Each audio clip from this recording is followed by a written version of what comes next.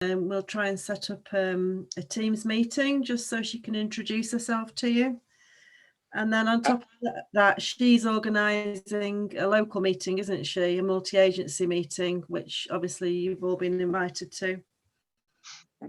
Yeah, so that really is the notification of that, and it's just seeing what the times are and who is available when that happens, whether you can join or put your names forward. With that, is there any matters that you as councillors wish us to send back to the police from this meeting tonight? Chris?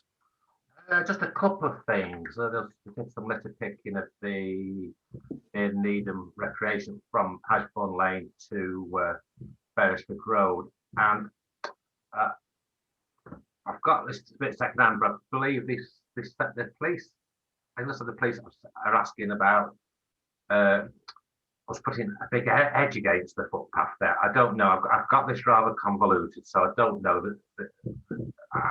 But the message you got through to me that they've sent an email in to us, so I don't know if anybody can say yay or nay or.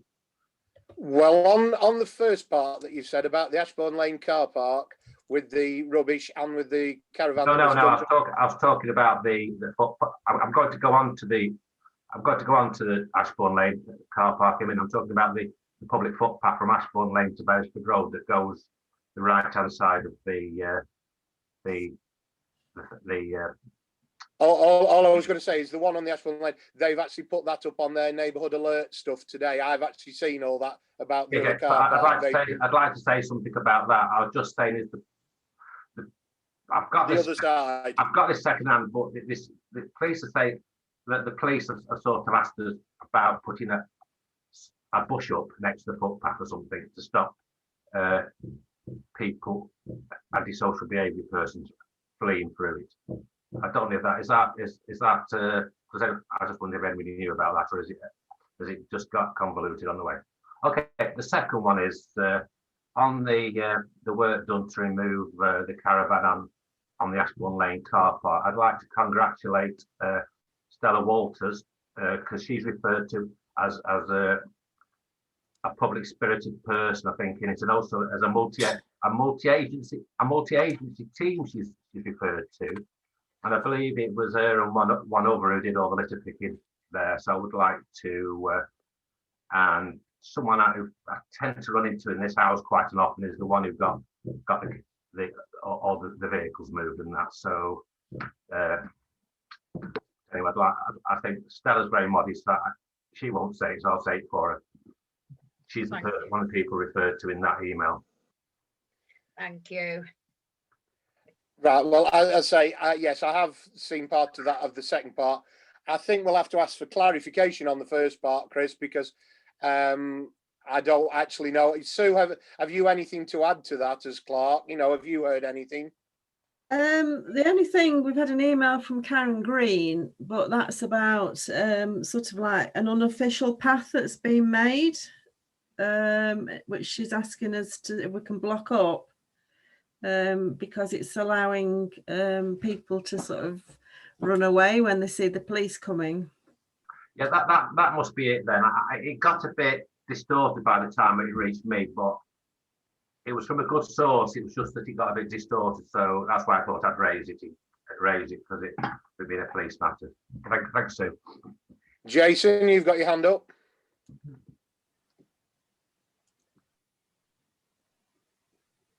Thank you. I'm unmuted now. I am. Thank you, Chair. I'd just like to let you know that I'm currently having. Pardon? Yeah, we can hear you. Oh right, okay. Sorry. I'm having difficulty with me connection tonight, so I'm in and out. So I just thought I'd bring that to your attention in case you think I've disappeared somewhere. I'm here, but we're buffering quite badly on board now. We've been having internet trouble all day, and I think it's continued into the night. Right, okay, Jace. Thank you for that. Well, what we'll do is then, Chris, what else make the suggestion is we'll follow up on where that is, what Karen Green's asked for, and we'll put it to whether it's the parks budget, the amenities, or we'll have a look at where it needs to be dealt with if that's all right with you. Yeah, he's nodding. So yes, Sue. So we'll follow that one up with the Okay. police and find out. So with that, you say we have now the open forum. You've told me we've got one gentleman, Hugh Barton, which is to speak, and I can see his pictures just suddenly come up at the bottom of my screen there. So with that, I would like to ask Hugh to unmute himself, and he has 3 minutes to speak on, I believe it's about the precept you wish to speak. Well, obviously no decision at this moment in time. We will take everything on board, what you say, for our later discussion, but we will not be entering into the discussion at this point because it is an agenda item. So over to you, Hugh. You have 3 minutes. Very good. Thanks, Stuart. Good evening, everyone. I just want to register my objection to the increase that I've seen on the agenda items for the precept for the forthcoming financial year. This increase is, it looks like approximately 50%. But in real terms, the precept value has increased significantly with the 1,200 plus new homes that have been built in recent times and the associated Section 106 monies. The only reason really that Chapel Vision, when we produced the neighbourhood plan, tolerated the excessive number of houses being built was the expectation that the increased revenue would bring value and amenity without the need for such a significant increase in precept. This proposed precept increase, it's incredibly bad timing. So many residents struggling with costs after nearly a year of COVID restrictions. Many people can ill afford an increase to the precept, and to levy this now, it's unreasonable, it's unjustified, and it's really insensitive, I think. The other point I'd like to make is that, you know, for many parishioners, the first they're going to know of this is when the council tax bill arrives in a few weeks. The full scale of objection will become clear then, I think. So I really ask councillors to confirm what value and amenity the parish council would propose to deliver to residents by such a significant increase in the precept. The 58,000 or thereabouts figure for the Memorial Park equipment / legal costs that's shown in the agenda, it seems to be by far the largest single item in the forthcoming budget. So which is it? Is it equipment or is it legal costs? Parishioners might be quite comfortable with the idea of a slightly higher precept for equipment, but considerably less tolerant of big spending on legal costs. As a minimum, I may suggest the parish council owes us a breakdown on that figure. So really, to sum up, I'm urging councillors to consider softer ways of funding their plans for the coming year. Consider really your duty of accountability and note that big spends like this, they're going to be watched very carefully. Do you really want to be the councillors who will be remembered for spending tens of thousands of pounds on what may end up as being unavoidable legal fees? Thank you. Is that everything, Hugh? You've done very well there, absolutely. man. Just over 2.5 minutes there. You've done very well. Thank you very much. All right, thanks for the opportunity. Right, and I take it everybody was able to hear that. Nothing needs clarifying from you before we continue. Obviously, as I said, that will be brought up when we discuss later. Sue, have we anybody else for the open forum? I think Mr. Belton was wanting to speak. You can see he's got his hand up. Ah, right, he's on. Yes, I'm moving my screens as we speak. He's on the other screen. That comes under David Belton, I believe. Yes. Yes, thank you. Am I correct at that? Yeah. It comes onto the front screen now. You've spoken. Thank you. Can I just ask what subject is yours about, David, please? It's about pathway maintenance. Right.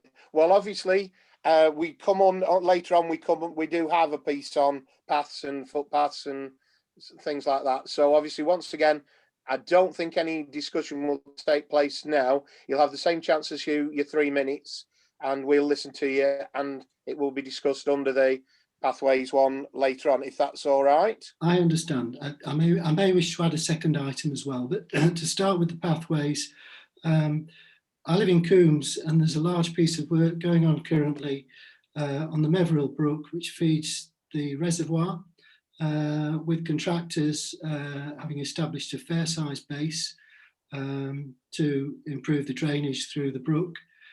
Speaking with some of those contractors, they made the point that whilst they've got all their equipment down there, perhaps there's an opportunity to do some improvement to the pathways around the reservoir, which we know are in very poor shape. I'm not sure which of those are under the rights of way of Derbyshire, which are local, which are indeed informal. But the fact remains there might be an opportunity, whilst a 6-month project is going on in the vicinity of the reservoir, to improve what are very, very, very poor paths. I've sent, using the Get It Done medium, a request to Derbyshire, just saying there may be an opportunity to do something at this time, whilst appreciating always that these projects need careful planning. And it struck me to ask yourself and councillor colleagues whether they can add any leverage to that request with connections you will have in Derbyshire, to see if there's any opportunity that could be taken whilst the contractors are down there. That's it. Thank you, Chairman. Thank you. Well, you were just under 2 minutes there, so thank you very much. Chris, I see you've got your hand up. What is it for clarification? Clarification, basically, because I've been chair of the footpath group. Yes, we have had some emails, correspondence me and David have, and basically we're talking with the Canal Trust to try and get some work done there. Now, I'm not sure whether it's DCC doing the work on the river or the Canal Trust, so that I'm not quite sure. But the idea that we've been discussing with the Canal Trust is that they've done a short part of the path with crushed slate, which looks very nice, and the whole idea is to extend that. And the whole idea is they've got good working relationship with CMEX, who provide a lot of equipment and men, and also some other organisations. And the whole idea is that we can, subject to approval, but it's the also use our footpath grant, which is a reasonable amount of money towards that as well, and also to kickstart it, because I think they've done this about 3 years ago, and they're meaning to do another patch. But with the idea is like this spring or summer to get another bit done. It is an absolute quagmire there at the best of times, and it's such a lovely walk. But from this, Chris, I think ideally, I can be said now as opposed to later anyway, I think your footpath group should be actually saying which part and where it is, because I'm not sure myself, just off the top of my head. I think Sue would need to do some work on this probably, because I'm not sure that all the footpaths around all the reservoir are actually in our parish and all belong to us. That's all sorted, Stuart. Ah, right. Well, they say I've not had any dealings with this, as you might gather by me saying that. So I think a proper proposal would need to come back to the council from the footpath group for us to able to vote on. It's already been in the minutes, but we're just talking to the Canal Trust. But from what the impression I get, going through the Canal Trust is going to be a lot better, quicker than Derbyshire County Council. Because they do tend to, I know they've got equipment on site, and any sensible person would say, yes, do some work while you're there, but it can be very difficult. But I will ask the footpath officer at the county council. I'll forward him David's email, because that's like the person who it'll get to eventually when it's gone through all their system, and I'll ask him to reply to it. Yeah, well, I think for David's point of view here, we've heard what you've said. We've heard what Chris has said, obviously in support of you. Obviously, not a decision can't be made tonight on that one anyway, even later on in the meeting. But what I can say is we can ask Sue to correlate some of this, and they can, when they have the footpath meeting, and it can come back to the full council for some form of decision of if there's any money or how we can help you deal with it. I don't think that people don't want to help you. It's how it can be helped, I think, is the answer from what I can gather on the straight one. Because I say this one is obviously off the hoof for me tonight. Is that all right with you, sir? Yes, thank you, Chairman. Right. Is there any other members of the public that wish to speak, Sue, or was that just the two? I don't know if there's anybody in the meeting who wishes. Can I raise another one? Yeah, because you did only just use your 2 minutes. You have got a little bit. Yeah, I've seen as anybody. I can't see any other hands up anywhere. If anybody is, shout. No, right. Well, do you want to raise the second one then, David? What are we doing? It's not as important as matters of the precept, but so many of the roads around here in the recent weather have suffered from the amount of rain we've had. Again, I don't think this is necessarily a parish matter directly, except that we all live here and you guys help represent us and push our case forward. The gullies and culverts, certainly around Coombs, and I've seen in other places like Whitehuff, all around this parish, are sadly neglected, and they all need a good sucking out. I've again reported this to High Peak through the Alliance reporting line. I did see a road sweeper respond to me a few weeks ago. I guess they'll have a lot on, but I haven't seen a gully clean around here for months, and we certainly could do with them. Now, whether that's anything that, again, through your good offices, you can push forward. The commonality here, again, with the footpaths is, you all know everybody's got exercise on their minds. They like to go out, quite rightly. Beautiful place to be out, and it's not very nice at all underfoot. So. Right. Well, thank you for that. I'll just say something, and I'll come to you, Nigel. I see you've got your hand up.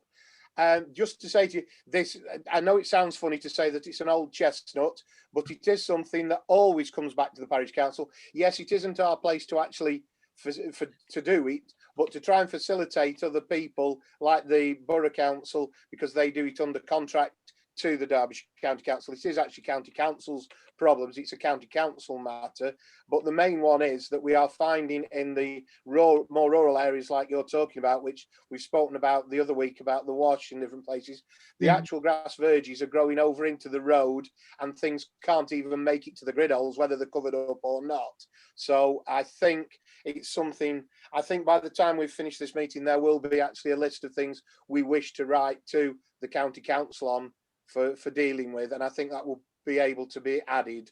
So Nigel, you had your hand up, and then I see Jason's put his hand up. Nigel, first.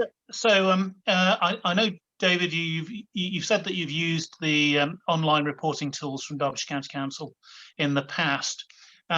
I have had some success with getting drains unblocked by using that reporting tool. So I had one during the recent flooding of Beccles Road, and they came within a week.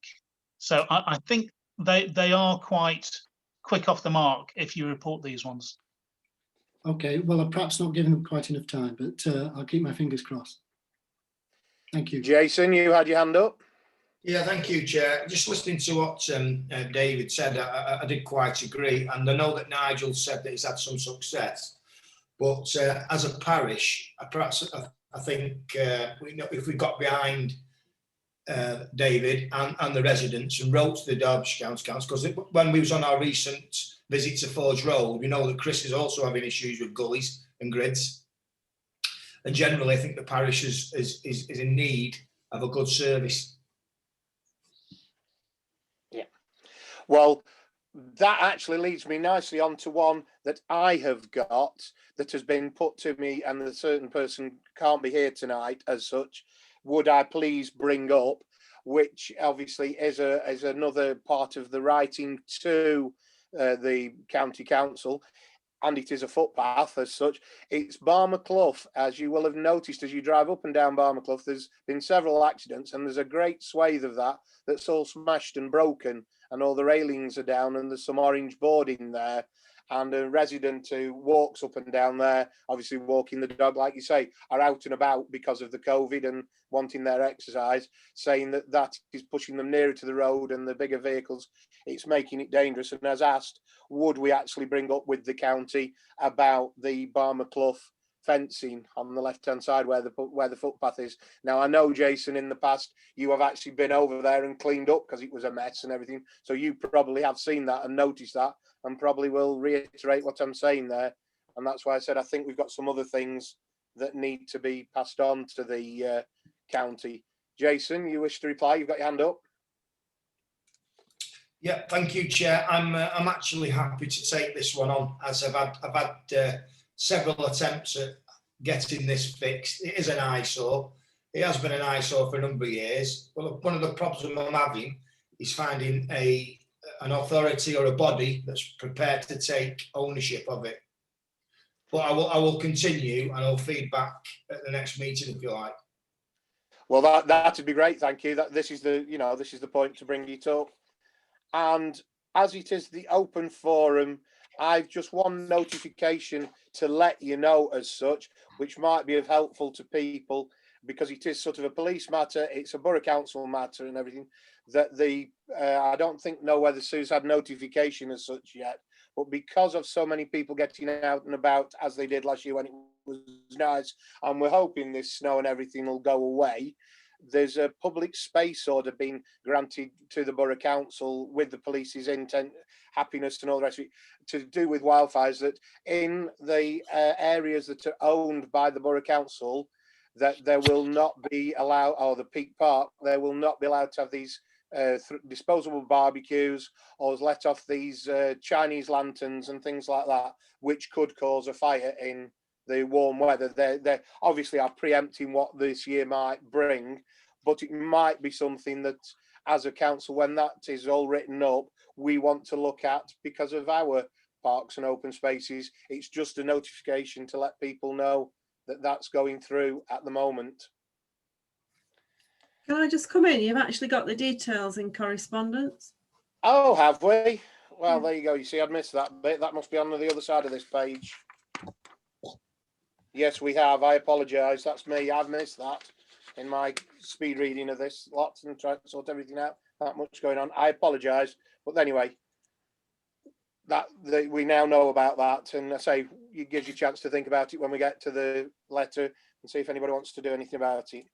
Right. If nobody else has got their hands up for anything for the open forum, we'll go through the minutes of quite a few meetings that happened in January, and then we'll go to considering any matters arising, and we'll go through them one by one. So to receive the minutes of the full council meeting held on the 5th of January, not to actually go through anything, is there any spelling mistakes or anything that people wish to alter, or are there, can I have those agreed as a true record? I'll propose them. Thank you, Nigel. Is everybody in favour of those as a true record? Yeah, I've got 2 hands, 2 noddings. Yes. 3 hands. Yeah. Okay. Receive the minutes of the planning committee. Obviously, I was not there because I'm on the borough. Are they a true record? Yeah. Stella's nodding and proposed, and Nigel's seconded. So thank you for that one. Minutes of the personnel committee. Yeah, those are true record. I'll Yes, propose these. Thank you, Nigel. And Jason seconded. Thank you. Minutes of the amenities committee held on the 20th of January. Is it a true record? Is everybody happy? Yeah, I've got Jason's hand and Stella's hand. Everybody happy? Thank you. Minutes of the town hall committee held on the 20th, which obviously I will propose. And have we seconded? Thank you, Stella. And everybody happy? Yeah. So the minutes of the communications committee held on the 20th as well. Yeah. Stella and Nigel. Yes. 2 hands, a nod and a hand there. Yeah. And then the F&GP committee, which I'll propose as a true record, and then we'll go through. I think with that. Oh no, we've got another one. We had the Friday, didn't we? The amenities held on the 26th of January. Jason, yes, you happy with those as minutes? Because I know you've done some work since that, so you'll probably want to answer those. Yeah, Yeah. Yeah, to matters arising, I think, from these. Can we move on and take it from matters arising? Yeah. Yeah, that's fine. So I'll reverse back round now to the minutes of the full council, which obviously at the moment are draft, and we ratify them tonight. These were on the 5th of January. Are there any matters arising on page 1? No. Are there any matters arising on page 2? Yes, I've got a couple, please. Yes, Sue, while you're there. Just to say, we have made the application for the grit bin in the wash, but we've not heard anything back from DCC yet. And the next bit, which was the adoption of the red telephone box in Bagshaw, it actually, we did get the written consent from the landowner, who then got a copy of the plan from the land registry and wasn't sure that it was actually on his land. We've gone back to BT and we have confirmed with Derbyshire County Council that the phone box is actually on public highway. So that means that the parish council will be able to directly adopt the box. So BT is sending the paperwork through for us to do that. Right, it's just a case of land ownership, and we can do it, whereas we thought the landowner had to do it. Yeah. Yeah. So we can continue with that, right? Brill. Anything else on page 2 we were on? Sorry, just the fire alarm box has been fitted in the town hall.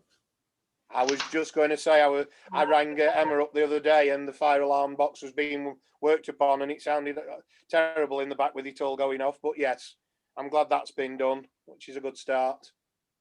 So with that, we'll move on to page 3.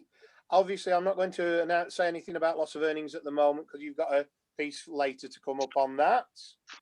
Anything else apart from the shutters? So have we got a date yet for fitting them? No, we've placed the order, but we've not got a date yet for it to be done. Right. Anything from anybody else on page 3? Moving on to page 4. Yeah, I've got something. Yeah. Lex Leisure have offered to do a virtual meeting with councillors if they would like to do that. And Derbyshire County Council said that they would try and send somebody to that meeting as well. So I don't know if you want me to arrange that. Well, my answer would be yes, please. And I can see Jason with his hand up and nodding away like Godot, with Stella with a thumb up. So I think we can take that as read. So the answer is yes, please. Okay. Just say something, Stuart. Yes, Chris. When DCC say they'll try and send someone, Jason, would you prefer a definite? Yes, please. Sorry. Yes, please. So maybe to arrange a date when DCC are 100% available, if you know what I mean, because they're probably more important, because they're. Yeah, that's fine. Yeah. Yeah. Well, I'll say we can organise that. And then, is there anything on page 5? Because I know a couple of the other things that here will be coming up there on the agenda. Right, just to say, you will see when we get round to the payment of accounts that the money has gone through for the 48 quid for buying the Christmas lights. So that's just an update on that on page 5. We have actually done that. And then page 6. No hands up, nothing else on that. So with that, that's the minutes of the full meeting. We'll move on to the, change my pages over. We've gone to the planning committee now. Let's find the right piece of paperwork. Chris, over to you with this one as chair of the planning committee. Thank you, Stuart. The main thing was the very first one, the Wayne Holmes one, the development at Forge Mill to Whitehouse. I mean, that was the big one. the problems there with lots of things flooding, and also the Section 106 agreement.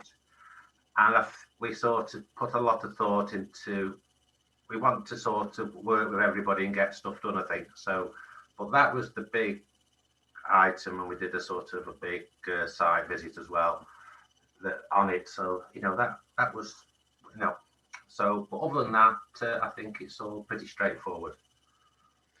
Any comments from anybody else on that? Or are you happy with those as the minutes as they are? Nigel? There's a typo after Ruth George. There's a couple of letters gone awry there. Where are you on that? What?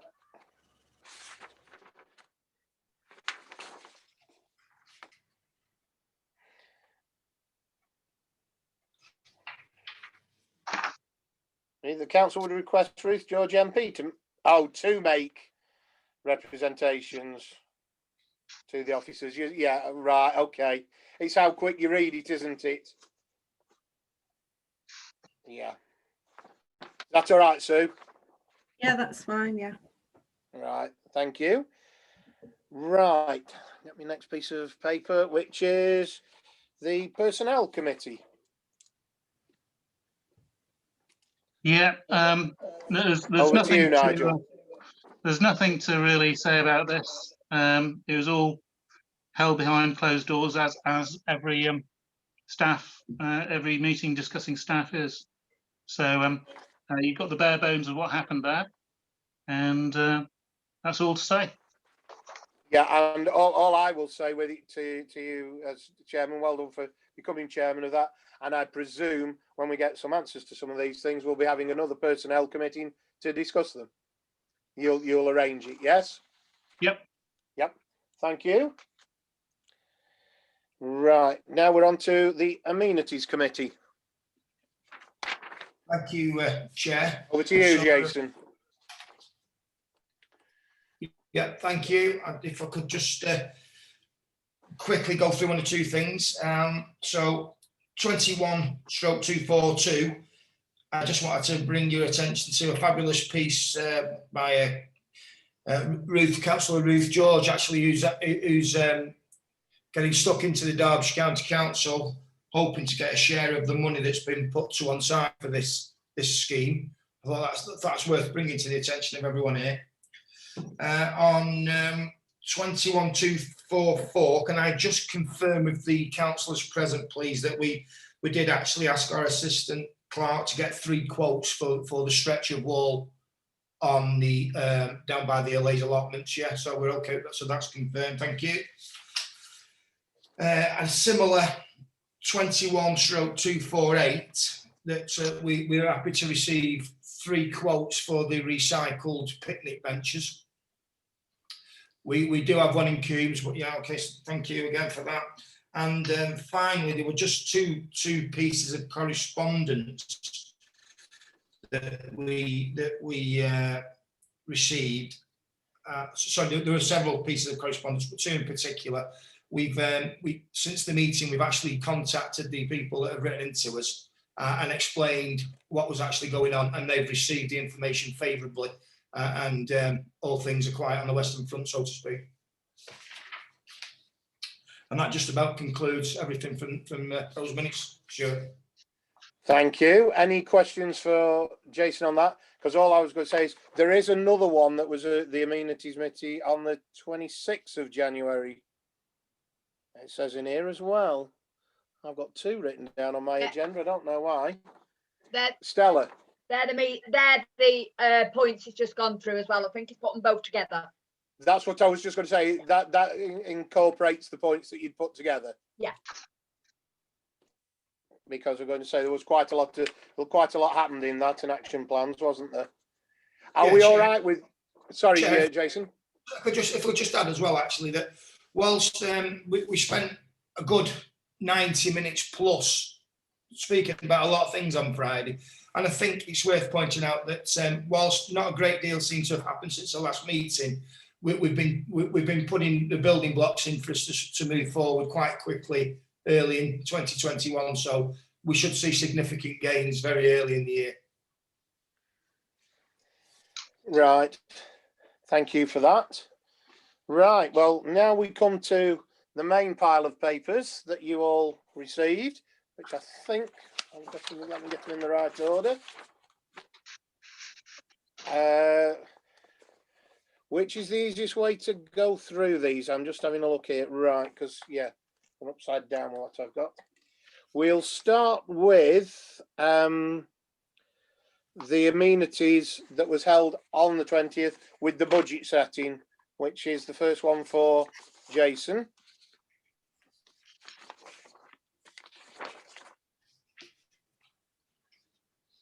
Yeah, that's the one.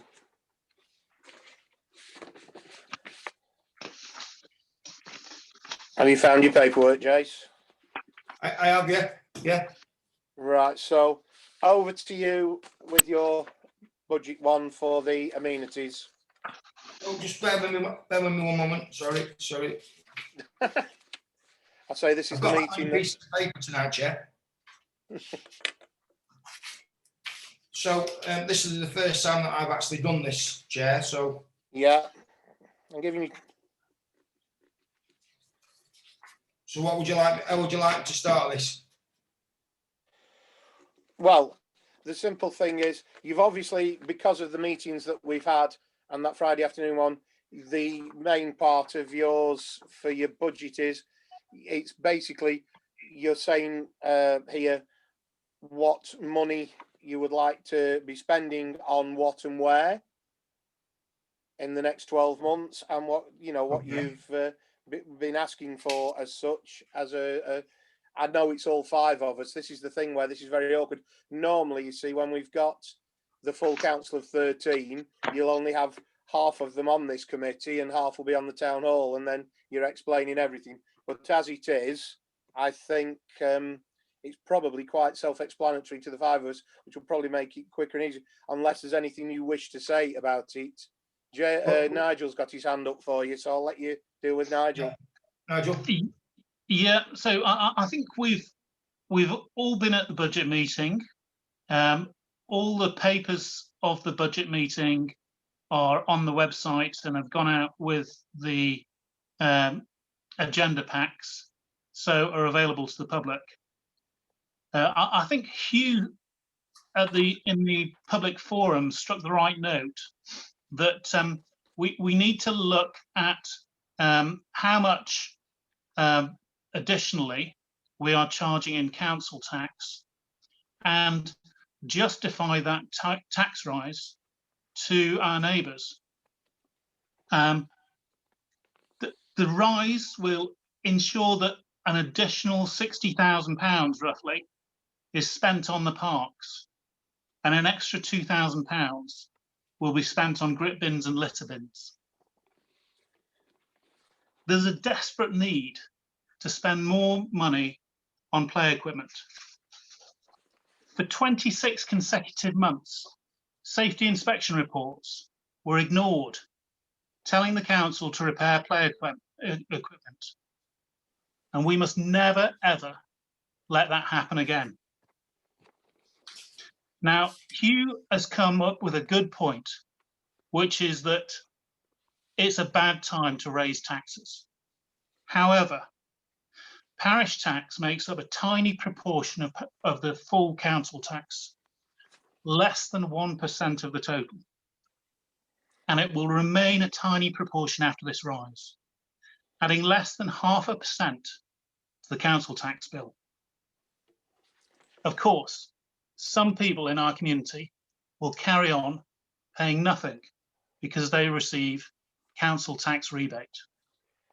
Yeah, can I just stop you there for a second, Nigel, please? Can I just get to the end, because and then you can have your say, and then everyone else can have their say. The parish tax has not risen in 12 years and has not kept track with inflation. In real terms, the council has been spending less per year per household. Setting the tax at £54 a year will mean that households will pay the same as their neighbours in Chinley and less than those in Peak Forest. In Whitehuff, a bit further down the road than the old hall, households currently pay £17 more on one side of the road than on the other. In Sparrowpit, by the old Wanted Inn, households pay £30 more on one side of the road than the other. This increase will simply mean that Chapel residents pay the same as their neighbours in Chinley and Bugsworth parishes.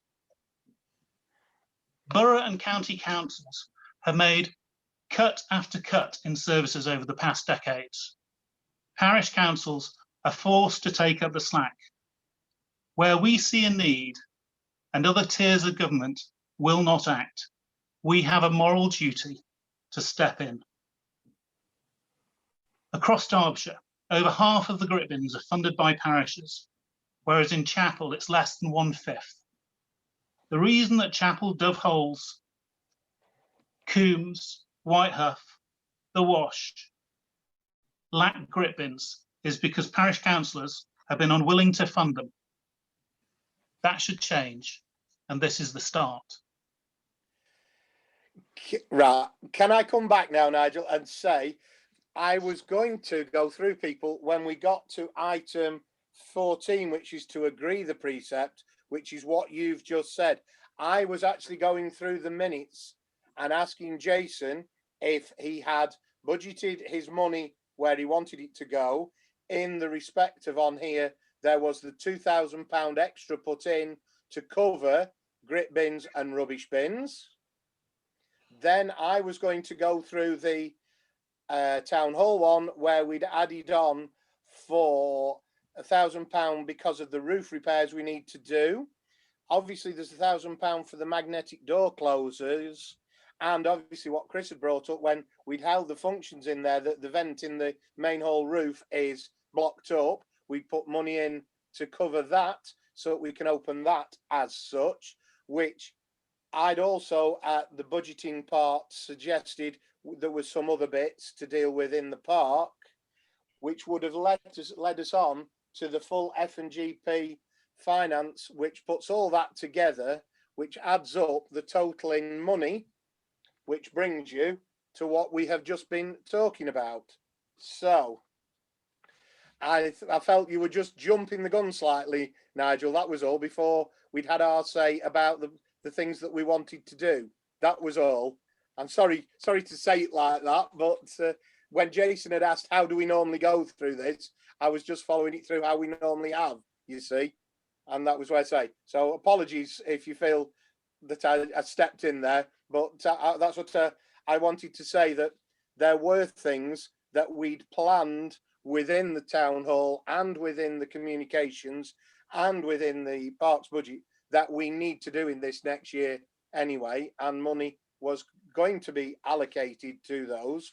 But as we got to the F&GP part at the end to do the actual precept, we never returned to the amenities budget to actually earmark a load of things. You just said exactly what you said there, that you wanted to put it at £54 and put it for the park for equipment and legal fees, which is obviously what Hugh Barton had read, because that's what he mentioned earlier, which is at the bottom of the page there. So the question I think that needs, before we actually go to the vote here, I think with what you've said, Nigel, you've said your piece there. I think everybody else should have their chance to say their piece. We should be able to answer Hugh as such with this, and then we should actually do a vote. Now, obviously, I can see that Jason's got his hand up, so I'll start with Jason next then, please. Thank you, Chair.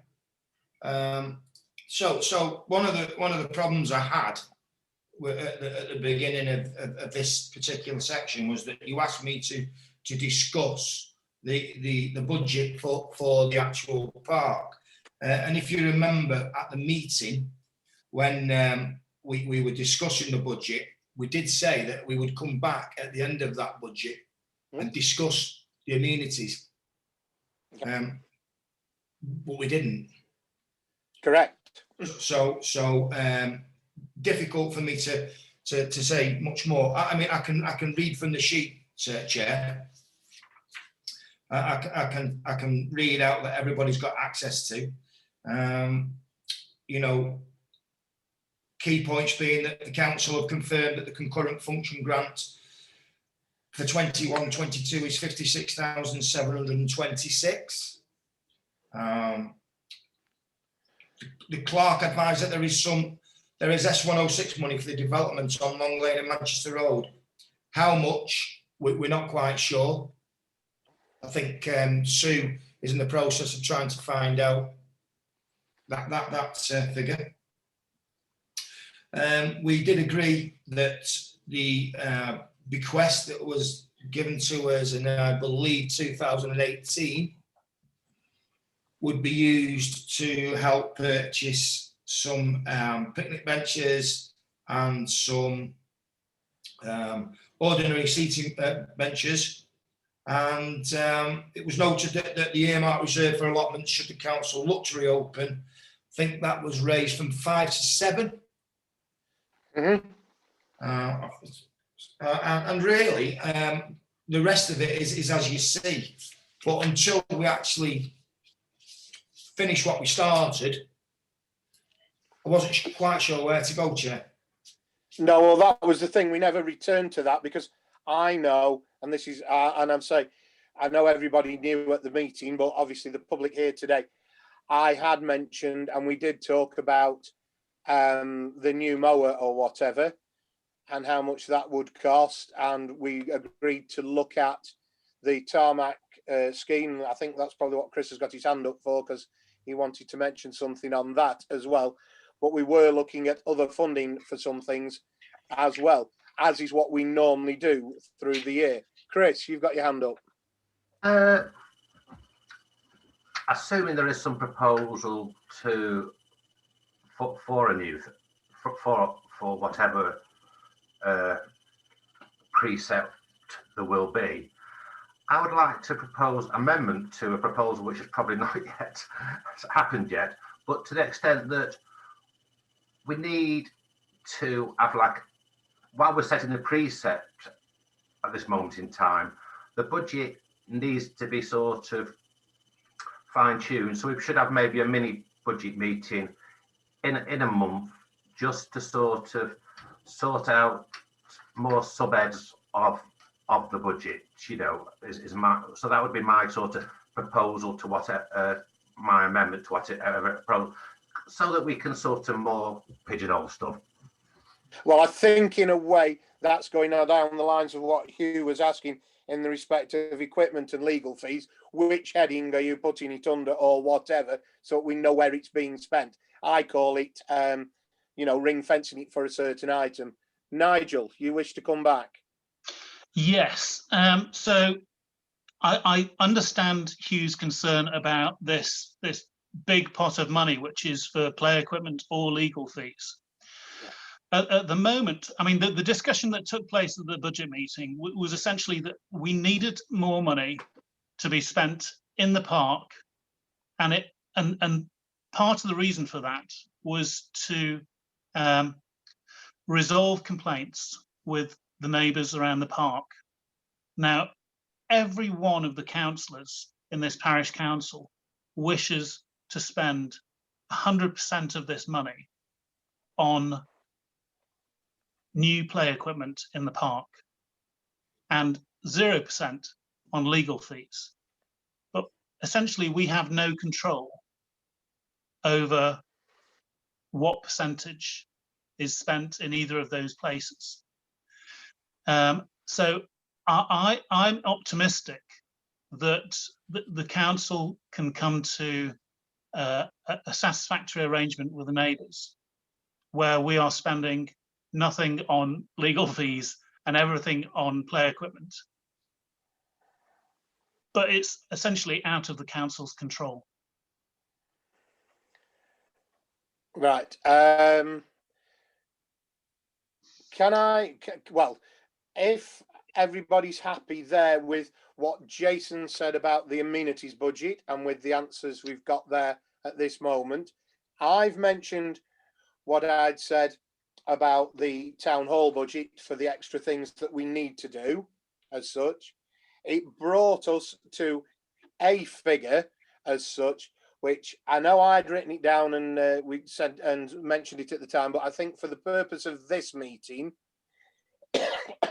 I need to clarify what I'd said, and then obviously with what Nigel's just said about his £54 as such.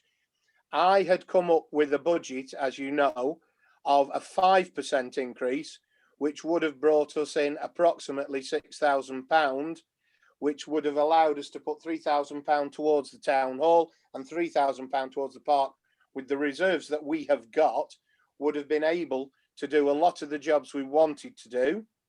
It would have kept, obviously, the park keepers employed, because we've already agreed at a previous meeting to keep them employed till March as such, which normally is seasonal, but well, we really need them because everybody's out in the park and using them. And as it was said, we need extra bins and seats for them to, for people to congregate because of the COVID. People are using the park.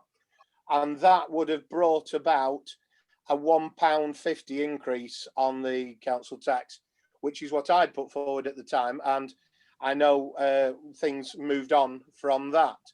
But I just wanted to say, you know, that there was a reason why that was that and how we've normally gone through. But obviously, Nigel, you've come up with this proposal, as you might say, which is taking us on to number 14. You have had your say in the respect of for the £54. I have done a little bit of soul searching and all the rest of it. I have been party to the zero increases in the past. I do appreciate what Hugh said about the extra houses brought the money, because over the last 10 years, it's taken us from a precept of 100,000 coming in to 125,000 coming in. So we have had an increase, not a complete loss. And at this moment in time, the £54 going up from 36 to 54, which is a almost 49.96% increase. I do feel when people are using food banks, clothes banks, and we now have a debt advice surgery that's opening up because people are in debt, I just feel for the people of Chapel that this is a too much too far in one fell swoop. Possibly, I could agree that over the years, we perhaps should have put a bit on bit by bit and not, you know, not left it completely to zero. But I do feel that I have to say, I think it's too much, too quick, all in one fell swoop. And as for the legal fees that you're talking about, yes, we do want it all on equipment. We do need the equipment. It'd be nice to spend all that in the park. But the legal fees in the past, when things do come up like that, because we are a government body, there are other ways of raising these, for the money for these sort of things, through either loans through banks or loans through the Public Works Loan Board or through other councils, because I know other councils have got in a mess with their precept in the past, and the Borough Council has sort of helped them out until they pay it back. So I am very sceptical about the amount that you're proposing, but that's my saying, you know, there are other ways of doing things and we do go for grants and everything. So I just worry too much to, you know, in this time that we are at. Jason, you have your hand up. Thank you, Chair. So we seem to have moved on from my budget, if you like. So I wouldn't want to propose this tonight, given everything that's just happened at this moment in time. And what I would say is I've listened to Hugh Barton, and I've listened to yourself, Stuart, and I've also listened to Nigel.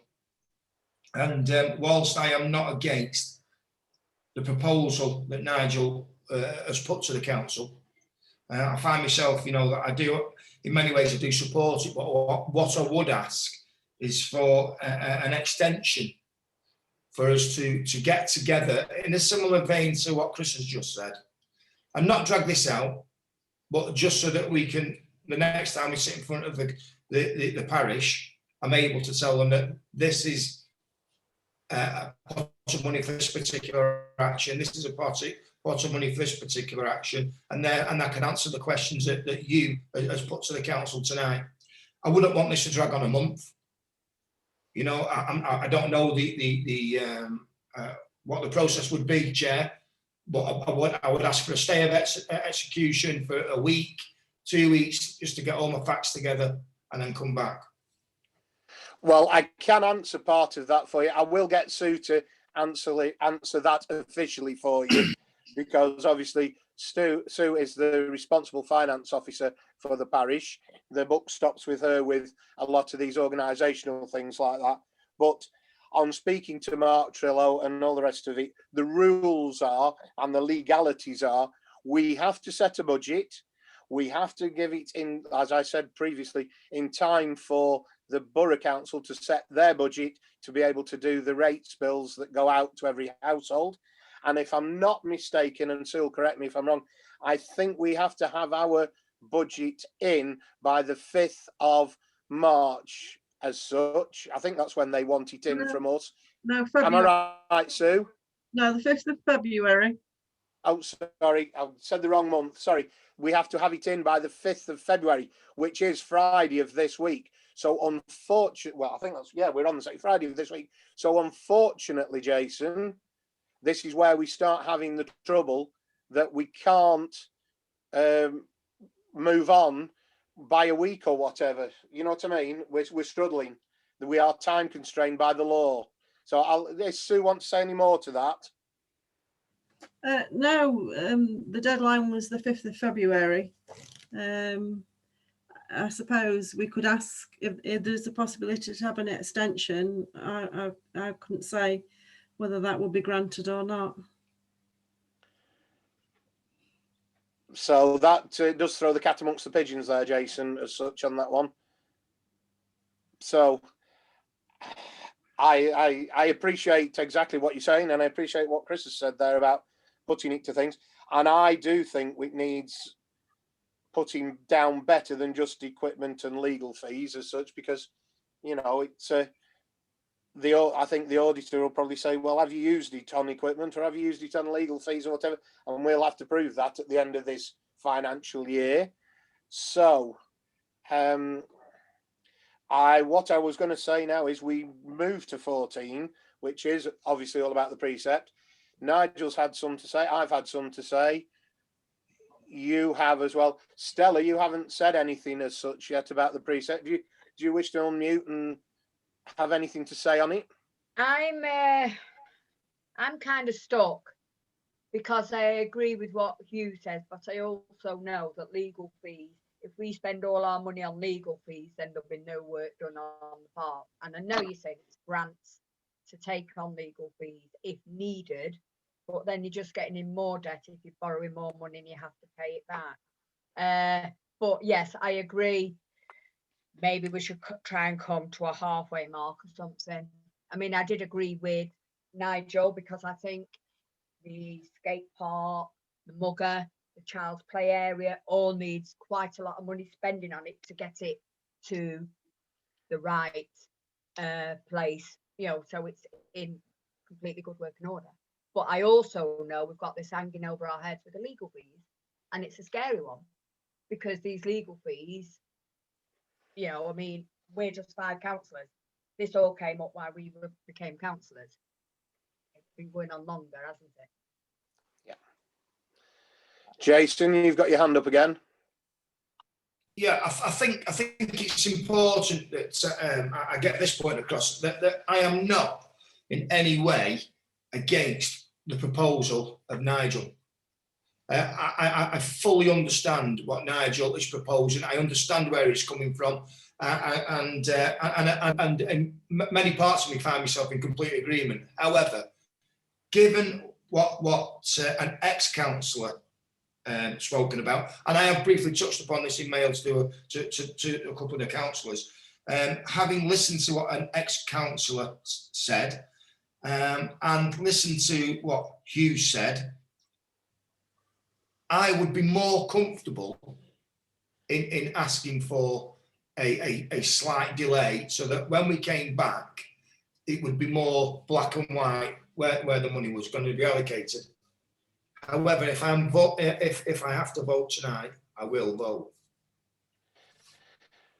Right, Chris, have you anything else to say, or can I ask Sue where we stand? Mainly is that whatever we do, we've got to try and give value for money. I know the parish council's been underfunded for years, and there's a lot needs doing, and obviously we need to do something about that. And you know, you see people skidding around when there's no grip bins where they should be and stuff like that, and some of the state of the playground equipment, it is, you know, it's, you know, so whatever we do, it's got to be something, we've got to have a substantial increase, whether it's, you know, come what may, you know, whether it's a compromise figure or not, but this, you know, I mean, we've got what? We've got £850,000 worth of play equipment in the parish, and now I don't know. All I know is about office equipment. We have to put aside 15% of that value each year for maintenance.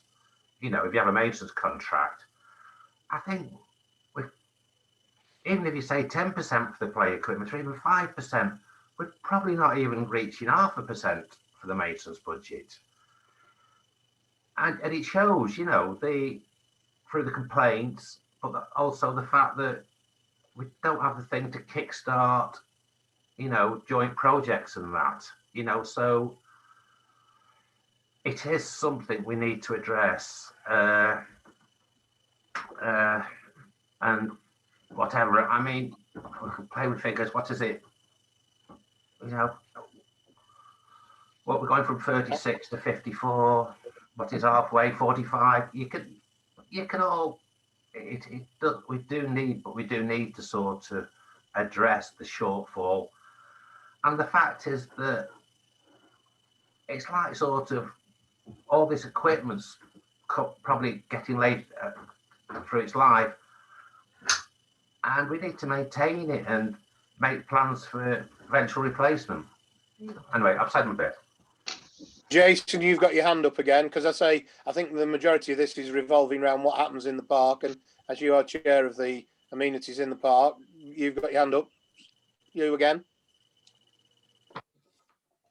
Thank you, Chair. Yeah, so on the face of it, you know, it's been broadcast that we're hoping to increase the precept by 49%. And that figure itself is put out there to put the frighteners on people. 49% seems like a huge increase. In real terms, it's about £1.50 a month on a Band D property, if I'm right. So whilst the increase in itself is not whilst it does concern me, it's not quite as large as what other people are trying to make it out to be. However, it's been able to stand in front of the parishioners and tell them where that money is going to go. It is the part that's just holding me back tonight. Right. Well, with that, Nigel's got his hand up, and then I'll go to Sue and see where we stand legally before I go to sorting out a vote or a decision, because a decision somewhere has to be made. Nigel.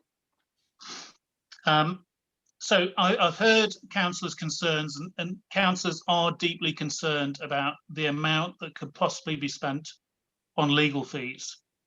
Like I said, you know, we have no control over how much we are going to be charged in legal fees.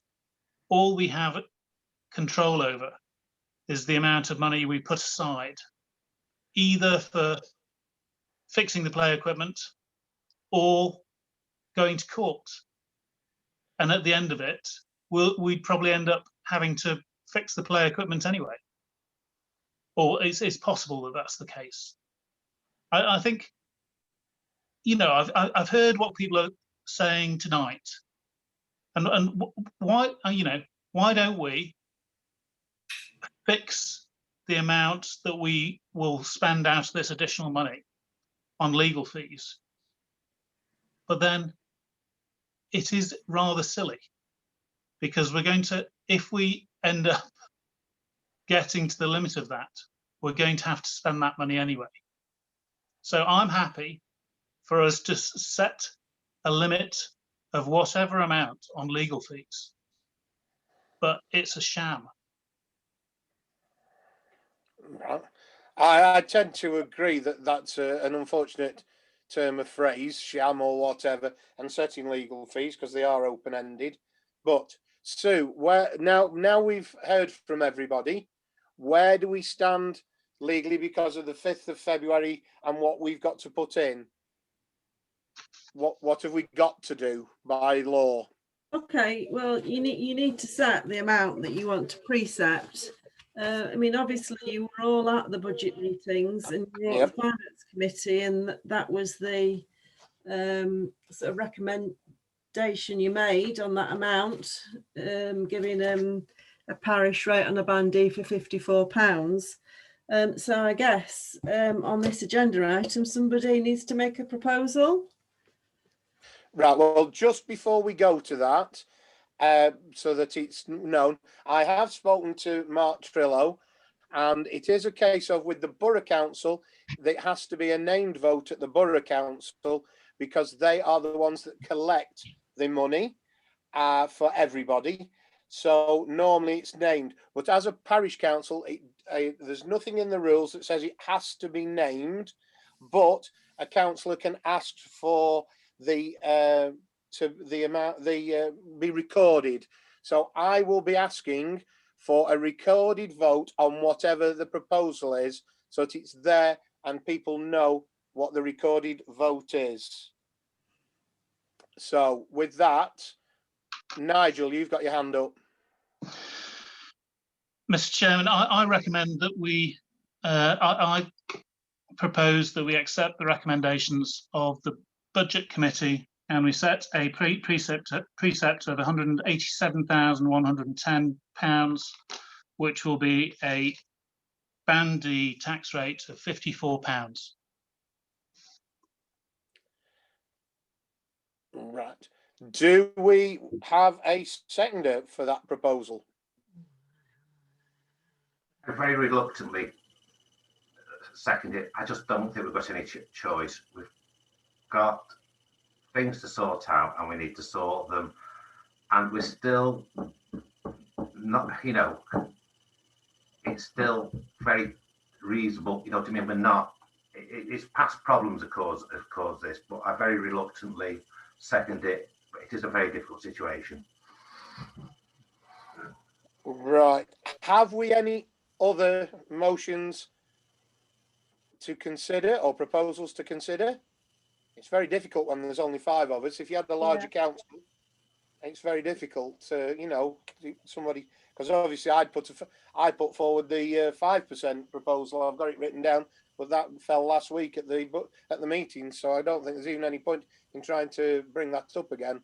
So we have a proposer and a seconder for the motion of our 21-22 precept being, I know Nigel said the figures there, but it's £54 per year per band D property, which is an increase of 49.96% to whatever it was.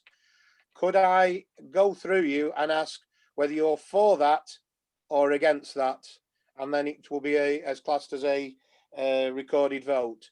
Nigel, are you? I'm for the motion. Thank you. Chris? For the motion. Jason? He's thinking.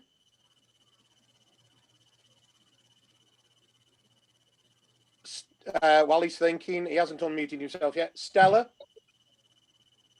I don't want to, but I know we've got to, because otherwise we could lose the park equipment completely, and I'm not willing to do that. So I will vote for it. Well, as you might have gathered with me putting another budget together and the way I've spoken tonight, and I think it's far too much, far too soon for the people of Chapel, and I shall be voting against this. Jason?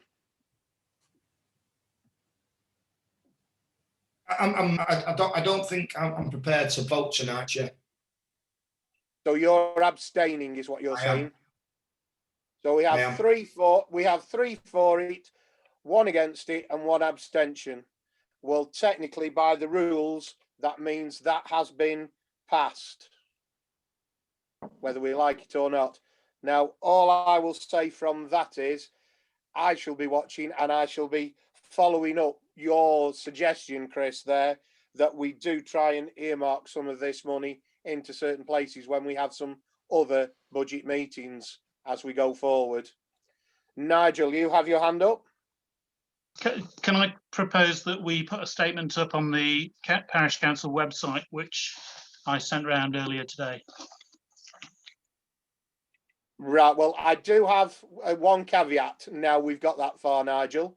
I did see what you'd sent round earlier. I did manage to read that. I haven't read everything, but I did manage to read that.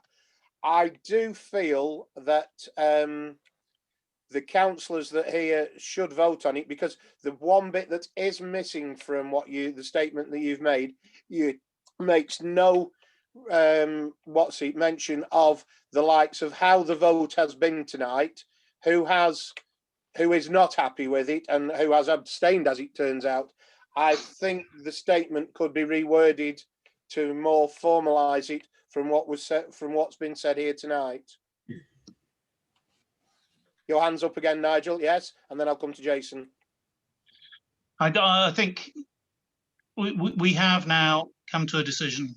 There is a collective responsibility in this council, and we should not emphasise the split.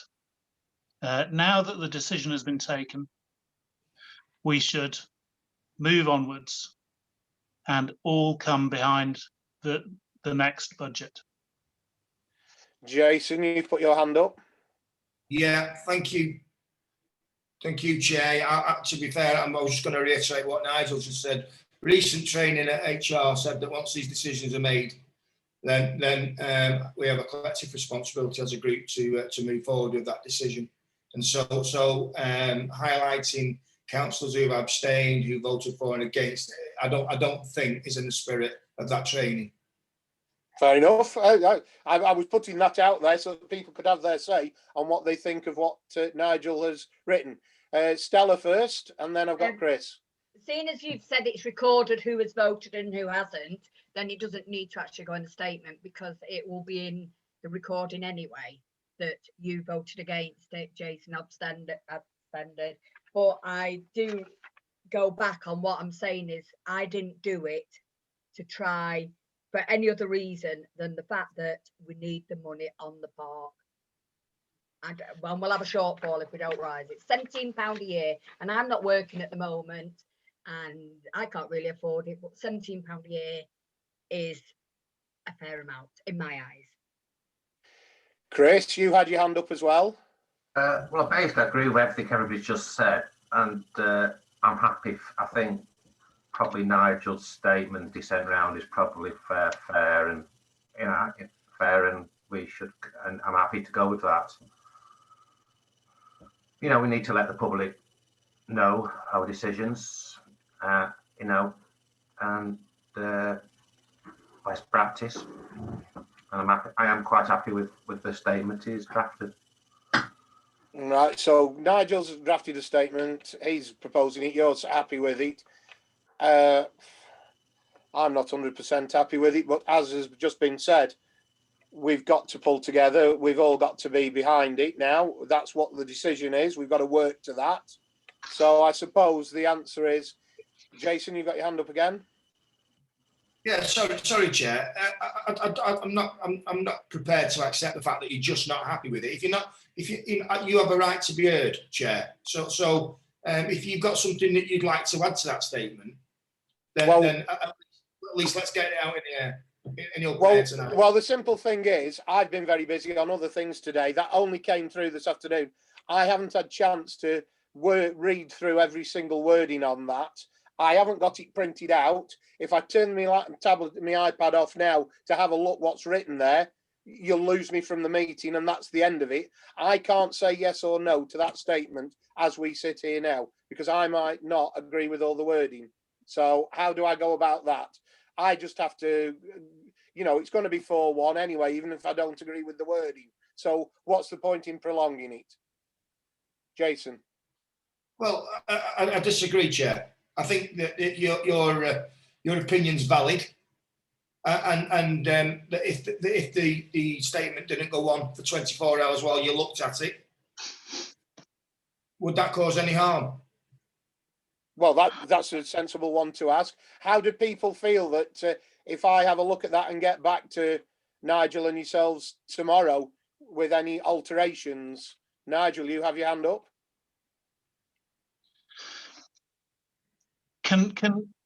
Well, there will be damage, because I can see two people who are going to go immediately onto Facebook and start posting about this tonight. So would it be acceptable to you if I added a single sentence, which was, "This was not a unanimous decision"? Yeah, I don't know if you've got it written in it. Can I just say, for obvious reasons of what you've just said, and that's what I'm thinking in my mind, yeah, this was not a unanimous decision. And if you wish to, because people don't know what the deliberations have been, do they? I think it should be a case of, if you wish to see the deliberations, please watch the video or something like that, so that they can actually sit through and watch it themselves if they want to know how we've deliberated it. Because I feel that we've only got a few people here. There's 9,000 people plus in Chapel who are all going to be affected by this. Now, the people who are here tonight obviously know what we've deliberated and heard what we've been deliberating for nearly the last hour, which is a very important thing. And it's a case of, if we said it was not a unanimous decision, and if you wanted to know what the deliberations were, please watch the video and put you have one of those hashtag things of how you find it. I would prefer that, yes, so that they can actually make their own mind up. Is that a reasonable thing to say? Yes. So how about I suggest the following wording: "This was not a unanimous decision." And then we post the link to the YouTube video, which should appear sometime early tomorrow morning on the Parish Council Facebook page. Yeah, because I think they need to be able to evaluate for themselves. Okay. So if is everyone else happy with that? Yeah, well, I've got 2 nods. Jason, yeah, thumbs up or a nod. Yeah, and away. Yeah, okay. To move this forward. Right, well, sorry that's taken best part of an hour, but it is a very important part of our year, this one. Right, have you managed to get all that, Sue? Yes, thank you. Right, well, we will obviously move on to number 15 now, the Town Hall, which you will have received your loss of earnings sheet, as you might say, which does look a little bit better this time, funnily enough, because, as you will see from that, we've received another £6,000 from the Borough Council. So, with the chances of the losses going further to April, we probably, as you can see, what we've received as COVID grants and what we've lost will probably about balance out, which is very fortunate that that's what the government and the borough and everybody's done, but it is a shame that the COVID has to work this way. In with that, obviously, we've just decided we're spending some money anyway on the town hall, and let's hope we do get out of COVID and can start getting these sort of figures brought back into the town hall as a whole. We've done the fire alarm box, as was said earlier. They are going to quote for us for the magnetic door catches so that can be safer. And we are going to look for people to do the ventilation that Chris has mentioned about in the apex of the roof.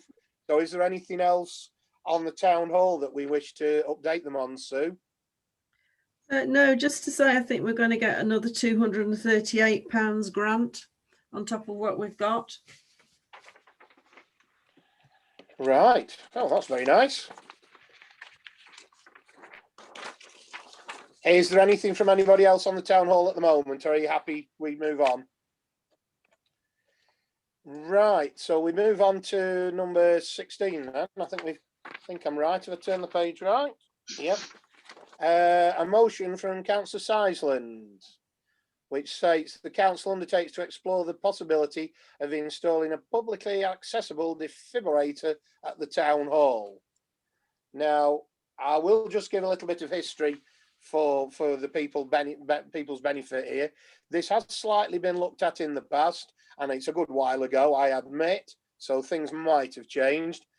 In respect of, they said, when it was said in the town hall last time, it didn't say the accessible bit like you've just said, Chris, because it was for, they said it wouldn't be available to the public to use because it'd be locked away most of the time, well, half the time, because the town hall isn't always open and that. So do you want to clarify and say where you'd like to take this motion?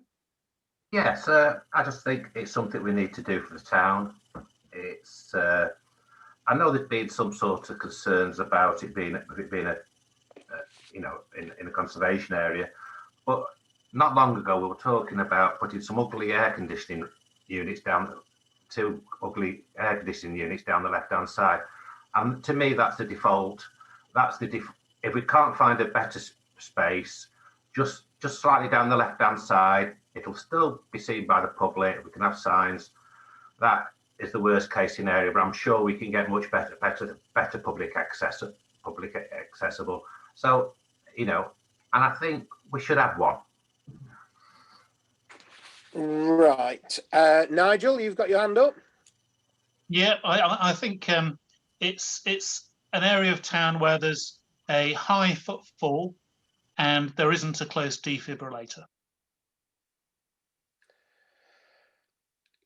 Fair enough. I think you know, where the way there's been worded that we look into it, I think means it should be the town hall committee, which obviously is us five. But yes, I do think we could probably take it to the town hall committee and look into it, because I think the sighting of it is the main point in the grand scheme of this, that it's safe, it's visible, you know, it's secure and everything. Jason, you've got your hand up, and then I'll come back to you, Chris.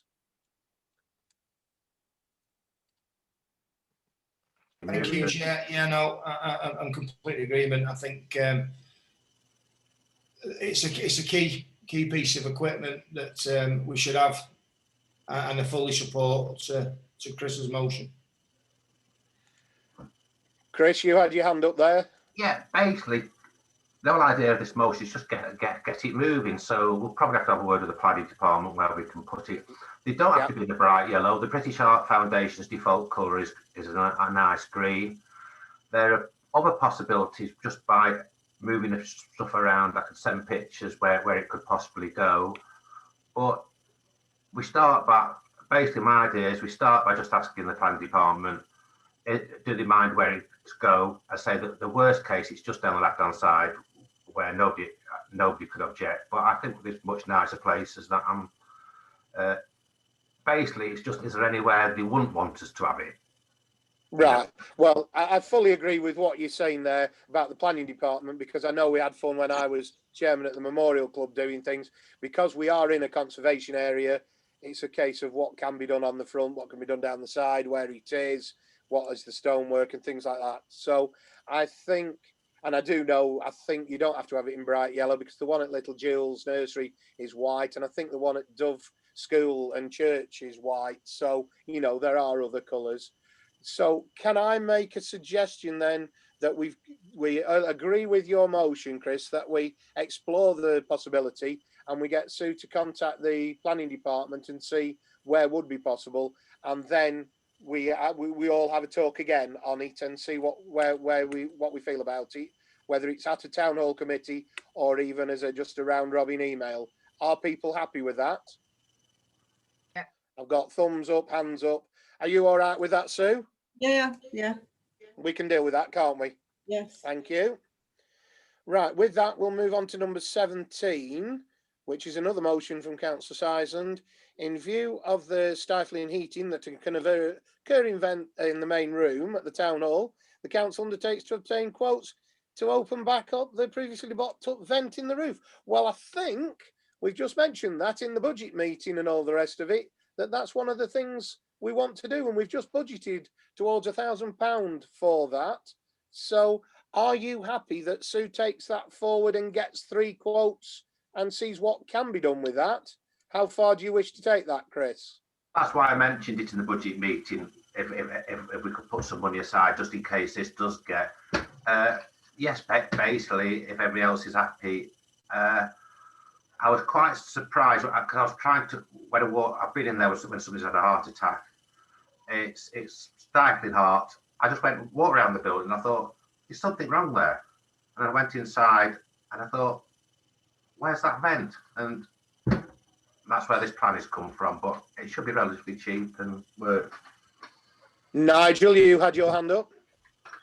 Yes, obviously, I think it's another safety concern that we should be doing something about the heat in the town hall, but also I would be loath to vote for any proposal that had air conditioning attached to it. I don't think any building in the north of England should be introducing something which is just burning energy. Yeah, Chris's proposal seems very sensible. Yeah, well, if obviously with the parish clerk's picture that's on there at the front of the town hall with the clock and the windows, if you look above the windows in the apex is where the hole already is in the stonework. It's just that it's blanked off on the inside. I think if we investigate and see what can be done and get 3 quotes, you know, off people, we can come back as a group and decide where we're at with this one. Chris?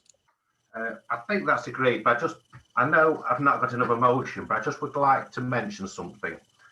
Can I ask, which I think is an informal motion, can I ask that the flags are half mast tomorrow for Captain Tom? Would that be possible? So is that a possibility we could ask the caretakers to do? Yeah. Because I know I asked at the beginning because it was what was been asked about the minute silence, but yes, Downing Street and everywhere's got them at half mast for him. That's not a bad idea, Chris. We can add that to that. If everybody's happy with that, I've got thumbs up there from people. So yeah, I know that isn't a motion, but we could have asked that earlier. Sorry, we've gone off track there. Right, we move to number 18, which is a motion from Nigel. Now then, yes. I don't intend reading all that out, Nigel. It's about 7 or 8 lines long. Most people have got it. I'll hand over to you on this one, if I may. Well, I think it's moved on a little bit since I put this motion in to the clerk. There are a couple of specifics that I'd like to draw out, and so I would like to amend my motion. I've got my motion written here, and so just for the benefit of the record, can I just read through it? I said you're meaning just the motion that you've got rewritten? Yes. Right, okay. I sent it around to councillors earlier, so it's no surprise to anyone. The council is deeply concerned at recent correspondence from the George and Sarah Beresford Memorial Foundation, which suggests that the charity has rented its land to a trustee's family. The council asks the Charity Commission to investigate whether an order was made to allow this, either by the Commission or the courts. The council further notes that land intended for a playing field in its governing document is being used to generate income from farming and car parking. The council asked the Charity Commission to investigate whether an order was made to allow this, either by the Commission or the courts. The council was promised by the Secretary of the Charity on 13th of August 2019 that she would provide a copy of the minutes of the last AGM and a complete list of trustees. This information has not yet been supplied 18 months later, and the council urges the charity to supply this information.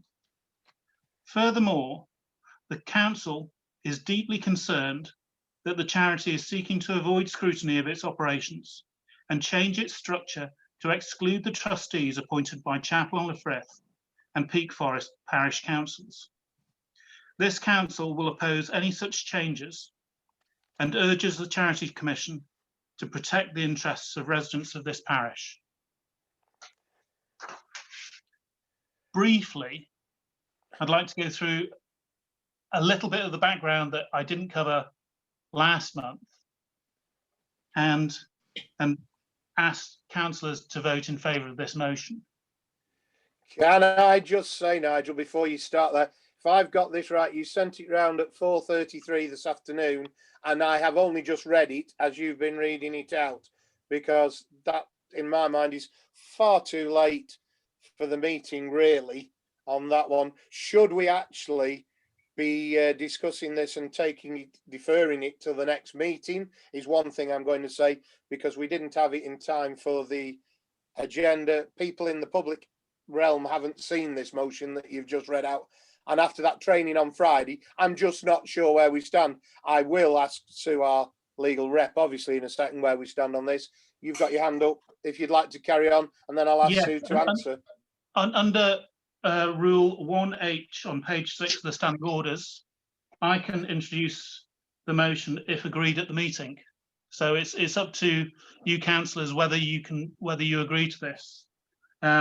Under these rules of debate, it also says that I simply need to provide this amendment by the start of the meeting. And since you've had it for the last 3 hours or so, that's before then. Well, I hadn't read it till you just read it. So there we go. Sue, where do we stand? I've got nothing to add, really. That is correct, what's been said. And of course, at any point, if there's a motion in the meeting, somebody, can propose an amendment. So. Right. Well, I think what I would suggest then, the motion that is written down on your agenda basically is scrapped from what Nigel says. And the new one that he sent round at 4:30 today is which he wishes to go with.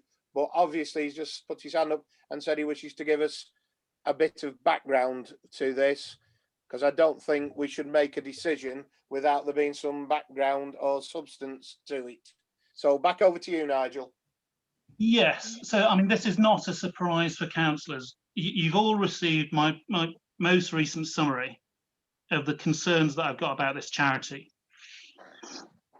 I think it's safe to say that all our end goals are to improve the facilities for the residents of Sparrowpit, not only at the play park, but also with regard to the village hall and the field owned by the Beresford Trust. For 2 years, I've tried to get answers to my questions about Sparrowpit Park. And in August 2019, the Secretary of the Trust promised to send this council its accounts, bank statements, minutes, and a full list of trustees, and then nothing appeared. Whenever we've made requests, there have been no answers from the trustees, apart from personal attacks on our motives. This only changed when in December we raised the prospect of asking the Charity Commission to investigate. We've now been sent a set of accounts which shows the son of a trustee paying rent to the charity. The most likely explanation is that he is farming the trust's land which should be used as a playing field. Unless the charity has court orders in place to allow this, then it's not right, and something has gone terribly wrong at the charity. For 18 months, the Beresford trustees have refused to accept this council's oversight. The charity must accept our current trustees and our future trustees. They're still refusing to do this and are making every argument against it. There is no room for interpretation. It is written into their governing document. But tonight, we have a decision to make. I believe we have a duty to the charity to go to the Charity Commission with our concerns about the farming of charity's land by the son of one of their trustees, and the charity's attempts at avoiding oversight of its activities, and I urge councillors to vote for the motion in front of us. Right. Well, obviously, once again, as I did earlier, bringing up about the Public Spaces Protection Order that's under correspondence, we do have correspondence that has come from the G&S Berryford Memorial Trust, which does incorporate answers to a lot of what you've said here. We've had a rather precise and document with everything monitored, minuted, whatever you like to say, everything down in it and that, and also trust deeds, because what I was going to say is, from where I understand here, what started this off was, we have got play equipment which is on their land up at Sparrow Pit, and we were on about maintaining up there, working up there. Was it their land? Were they right to lease it to us? We required the deed to say that it was their land. We required a deed of, well, to update us that we've got the play equipment on there, which they have furnished and done. We have said that they have two appointees from the parish council, because at the AGM of the parish council we put people forward to be on there, and with their AGM runs out of sync with ours, when we have our AGM in May, we would be appointing 2 new people. They don't actually have to be councillors, it's who we appoint as a council. But at the moment, we have 2 trustees on there, being Peter Harrison and Carol Cobb. Which they do not accept. They do not accept. They do not accept those trustees. Well, they are saying that they have 2 boards of trustees, one of which only contains 2 trustees which they choose and which controls their property. The other set of trustees control the village hall. Now, this is a legal nonsense and goes against their own governing document. Well, what I was going to say was, I'm listening to what you're saying, and I'm just worried how far the parish council should get involved with this, because once again, it comes back to money and legalities. Jason's got his hand up, so I think I'll let Jason speak on it as well at the moment. Jason? Thank you, Chair. I just want to pick up on a point where you said you wanted to postpone this potentially for another month. I think this has gone on far too long. I think if Nigel has got questions that he would like answered, and I as a council would like to see this off the minutes of every single meeting. So a decision needs to be made tonight, please, Chair. And as a council, we need to move forward as a collective and put this to bed, please. Right. Well, with that, I'm going to ask Sue, as our responsible finance officer and responsible person, how far should the parish council go with this? Because is some of this a legal matter that is between the trust and the charity commission? Is it something that's for the police or whatever? Where do we actually stand legally on this? Because I would not want, I appreciate what Jason's saying, it's time it came off our thing. As far as I'm concerned, we've got the deeds that require us for our play equipment there and what we're doing. I don't know whether, you know, how far we need to go. What's the legality behind this? At this point, I couldn't actually give you a definitive answer to that. I'm sorry. I mean, obviously, you need to think about the new lease that's been presented to the council. And I suppose the other thing is, I'm assuming we're going to have an annual meeting in May, and you can then appoint 2 new people, couldn't you, to the charity, who would be able to investigate that on behalf of the council. Yeah, that's where I'm going from, because I'm worried that, you know, it seems to be getting very personal and all the rest of it, this as it goes, and I don't know whether the council should be getting involved to this degree. Nigel, you've got your hand up. In May 2019, the parish council appointed 2 trustees to this charity, one of whom was me, and the charity refused to accept the council's 2 trustees. Now, it seems pointless leaving this until May so that again they can refuse the charity's 2 trustees. They have not accepted the charity's 2 current trustees. They have invented a 2-tier system of trustees so that the woman who is renting the charity's land out to her son is amongst the 2 trustees, and all the rest of the trustees have no say in the matter. It seems obvious to me that the charity's been captured by someone whose family is farming the charity's land. But the thing is, from my point of view there, I appreciate what you've just said in the respect of we appointed 2 trustees back in May. You did resign as a trustee when they wouldn't accept you, and we appointed Carol Cobb to replace you in the November meeting, I think it was. So we do still technically have 2 trustees.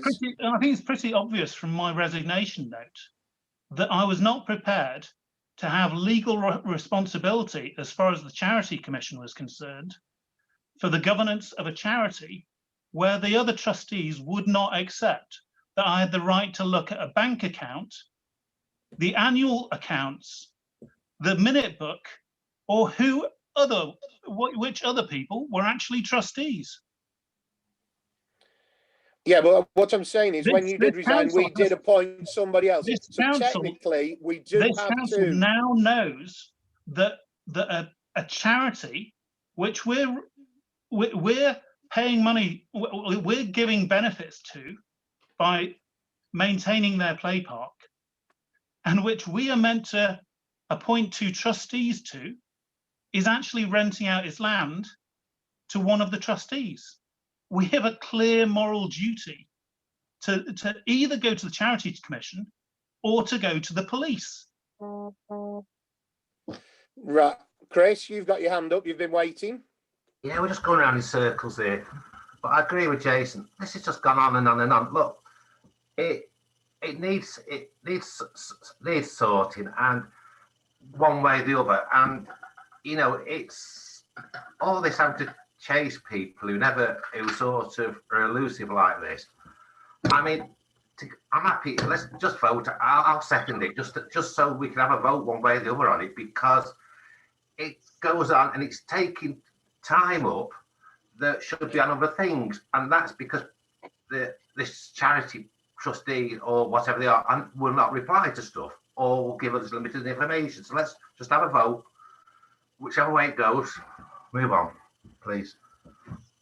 Right. Well, I think the council. Well, I'm sorry. I think the council's got some of the information it requires. I don't know where we stand with this, but if that is your wish to have a vote, is there anything else anybody else says before we get to the vote on this one? Stella, you haven't said anything as such on this.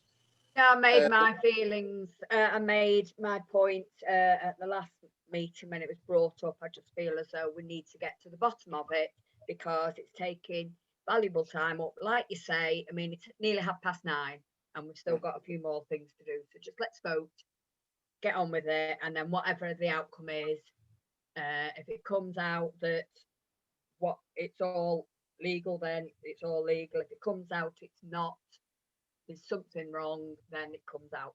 You know what I mean? We've just got to get to the bottom of it. I appreciate what you're saying. So with that, we will put it, if there's nothing else to be said, I think, you know, it's we go to the vote then. We have the proposal from Nigel of a new motion, which supersedes the one that's on our paper that he's sent tonight. Chris, you're seconding in that motion, you say, the new one. So with the vote, I'll start again. Nigel, yourself? Yeah. Chris? Yeah. Stella? Yeah. Jason? Yeah. And I'm sorry, I'm saying no, because I think we're overstepping the mark. I think it should be for our trustees, our 2 people to take it up. But anyway, it's 4-1, so we will follow. I'll agree and follow with you on that one. Stella. Right, can I just say that if it proves that what I said last time, I will publicly apologise. But you say it should be left to the two trustees. We haven't got any trustees because they left the council. That actually doesn't matter. We can I'm just appoint a saying. person off the street. The same, even though they're not councillors, they can still be trustees on there Yes, until we put somebody else forward. I'm just saying they're not going to come back because of who they are. They're not going to come back with any information to us. So I'm just saying. I probably think that you know, some personal things will out on this one. Right. So moving on. We'll get there. Actually, because of this, we'll be fairly quick on with the last bit at this, Stella, as it goes. Number 19, we have another motion from Councillor Gourlay. Yeah, I don't think we should be giving out councillors' allowances, especially on a day when we've put up council taxes by almost 50%. I think it would be a good thing to do to put a mark in the sand and say, we will never give another councillor an allowance. Right, well, obviously I'm going to say some things to this because I've been here for a long while. As you have just agreed your minutes from the from the F&GP and all the rest of it in the town hall, you did agree in those minutes not to visit this properly until we had got the new councillors in May. So I don't think your motion as it stands is brilliant because there's no time on it. It doesn't say when. And I do feel that it's a bit quick in the respect of we're going to have 8 new councillors in May and we can't say what their personal circumstances are. I know that in the past there are councillors, and I admit I have drawn my allowance and used it in certain places. And I know the one that we get towards the like fuel costs when we were doing the new school and everything, and we were travelling up and down to Matlock, we had to claim fuel travel allowance and what have you, because if I hadn't have done that, I wouldn't have been able to do it. I'm not on sufficient money to afford all that myself. I do feel that this could be visited in a better way in the respect of if we have to travel outside of the parish for meetings, like for these DALT things, if we had to go to Matlock or if we've got to go to county offices for anything, that we should be able to claim fuel allowance. You know, even at the borough council or the county council, you're allowed to claim out of pocket expenses so that you're not out of pocket.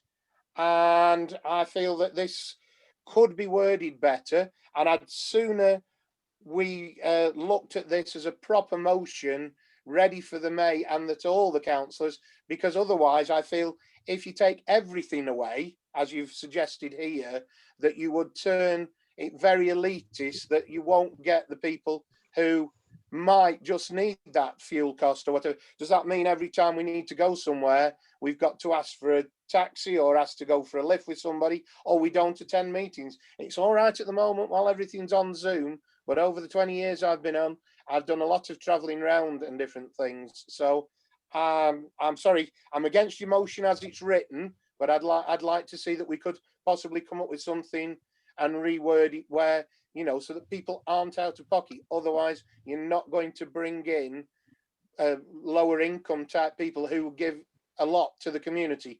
Jason first and then Chris. Thank you, Chair. At the beginning of that speech, you mentioned that at the last F&G meeting that we said we'd touch upon it again in May when the new councillors were on board. I probably thought that was enough. Right, okay, mate. Fair shout. Chris? Maybe to take Stuart's concerns on board, we should just, you know, so it's shown that they're not stopping allowances, expenses, that it should say just say automatic allowances. I don't know if Nigel willing to take that amendment into his main proposal. Would it be acceptable to you to exclude petrol expenses or travelling expenses?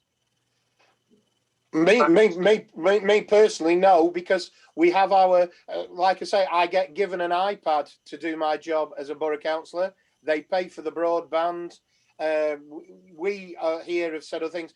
What I'm saying is, I'd actually like this to go to another meeting, and you come back with a better, you know, when we've had chance to bang it about, because, you know, like Jason's just said, we've agreed not to do out till the May meeting when we've other councillors. I feel that it would be unfair on other councillors just to go bang straight in with that. We should be looking at it. We don't know who our other councillors are that are going to join us in May, hopefully in May. And that's why I say I just felt you were jumping the gun a little bit. That was all. Jason, you've put your hand up again. Yeah, so thank you, Chair. Yeah, again, you know, I do understand where Nigel's coming from, but as I've made it clear in emails, I have my own views. I have my own council motions that I'm prepared to put to the council. However, I would like, until there were 13 people around the table before I put that motion forward, because I feel that would be the best way to get a result. Well, I would like to propose, if you like, a motion along those lines, Jason, then, that we don't accept Nigel's motion here, that we work to what we've done in the F&GP, that we will talk, it'll be an agenda item in May for the finance when we get there, that we do it, well, I don't know whether we need to put May in, but when we have a full complement or best part of a full complement of councillors, when we can discuss it between all of us, because it will affect people in a different way. Nigel, you've got your hand up. Yeah, I'm not prepared to push this through when there's only potentially 3 against 2. It's, you know, been a long night. We've had enough splits tonight. I withdraw the motion. Thank you very much for that. So the motion from Nigel is withdrawn there, but as we say, I think we need to revisit it in a proper vein in the future. Right. Thank you for that, Nigel. Saves a vote on that one for now. Number 20, the schedule of accounts presented that you received this morning or yesterday from Emma. Any, let me find them quickly. Somewhere here. I've got all sorts. There we go. Is there any questions for, oh, Nigel's got his hand up straight away. Go on, Nigel. Yeah, can I get an explanation what a slitter machine is? Oh, sorry. Right. The service of it. It's the actual service of it.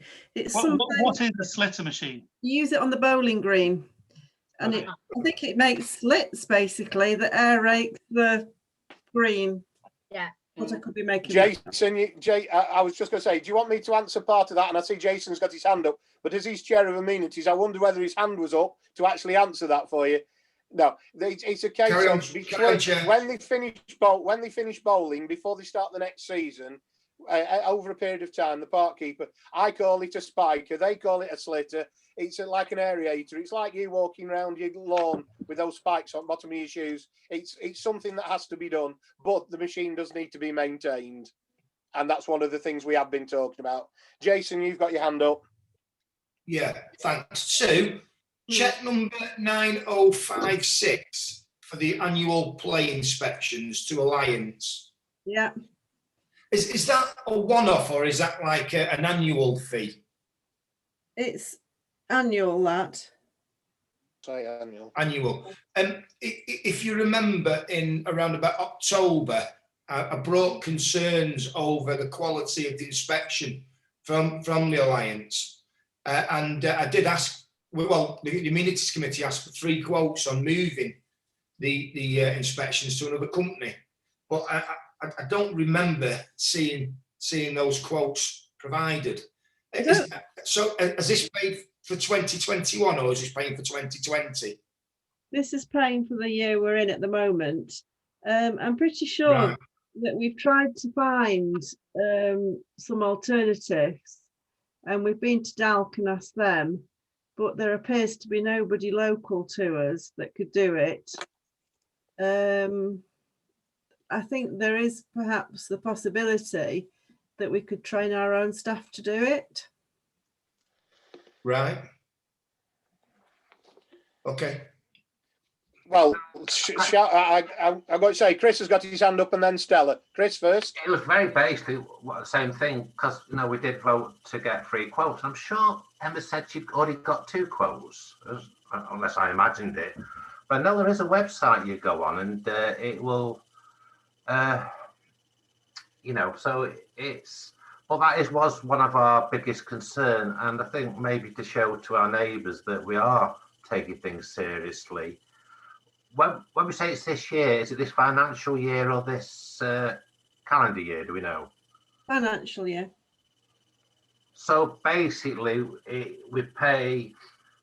So this is from the beginning of January, right? April.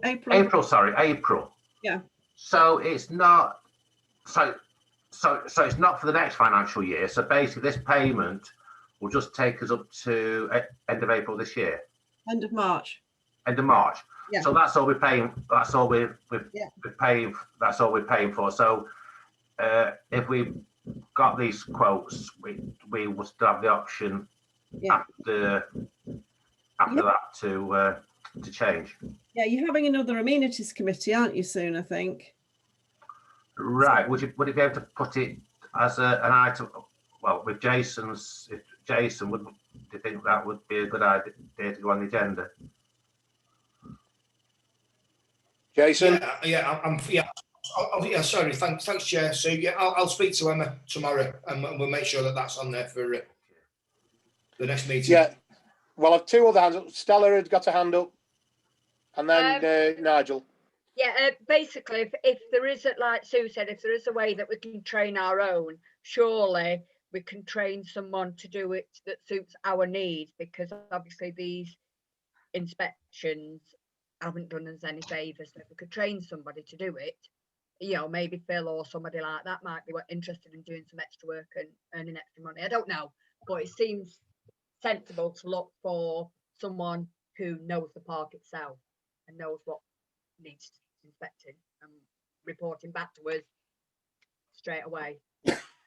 Nigel, you had your hand up. Yeah. I think, you know, it should be an amenities meeting. I think we've all shown that we have deep concerns about this particular company carrying on without having a head-to-head competition of a bid with someone else. I think as last year showed, we need to get safety inspections and maintenance schedules sorted out, and I'm sure Jason is going to do that through the Amenities Committee. Well, what I was going to make a suggestion was, because this is for the past year, as Chris has alluded to now, we need to pay them for what they've done. We might not be happy with what they've done, whether we can get a discount or anything back, it'd be very nice. But I think because we've got time, we should take this to the Amenities Committee. We should look at the 3 quotes and see where we can go in the future. Because as it goes, it used to be done by the Borough Council. The Borough Councillors now outsourced it to Alliance. We did have, this is the first year we've had with Alliance, so we did check whether it was direct and everything. So I can remember that you're right, Jason, things were said there. But I think the best thing is probably agree the accounts, pay them, and because I think we've probably still got some outstanding money with the borough really, where they didn't do proper inspections. So Jason, you've got your hand up if you're happy. Yeah, thank you, Chair. Yeah, I'm happy to take that forward. But just on that, then, what you've just said, you know, I've got a bone of contention with the Borough Council as well as not just Alliance. Yeah, well, that was the year before, so we'll have to go backwards on that and look at the accounts. So I think some work will need doing there with the accounts, with Sue, with Emma, with yourself and myself. So with that proviso that we look into that one, are people happy for the accounts to be paid this month? Just a hands up from everybody happily. Yeah, thank you very much. Now then, as we move on, the correspondence, I will slightly say we can either take them in order, or we can take them out of order. It's up to you which ones you want to do, because well, we'll start at the top. We have one from the Friends of the Station first, that you have communication come through. Sue, do you wish to take us through, or? No, it was just the chair of the Friends of Chapel Station sent it in just to make you aware. Because normally we don't really get this until the AGM, do we, in May, of what they've done for the year. So I was quite surprised to see this myself.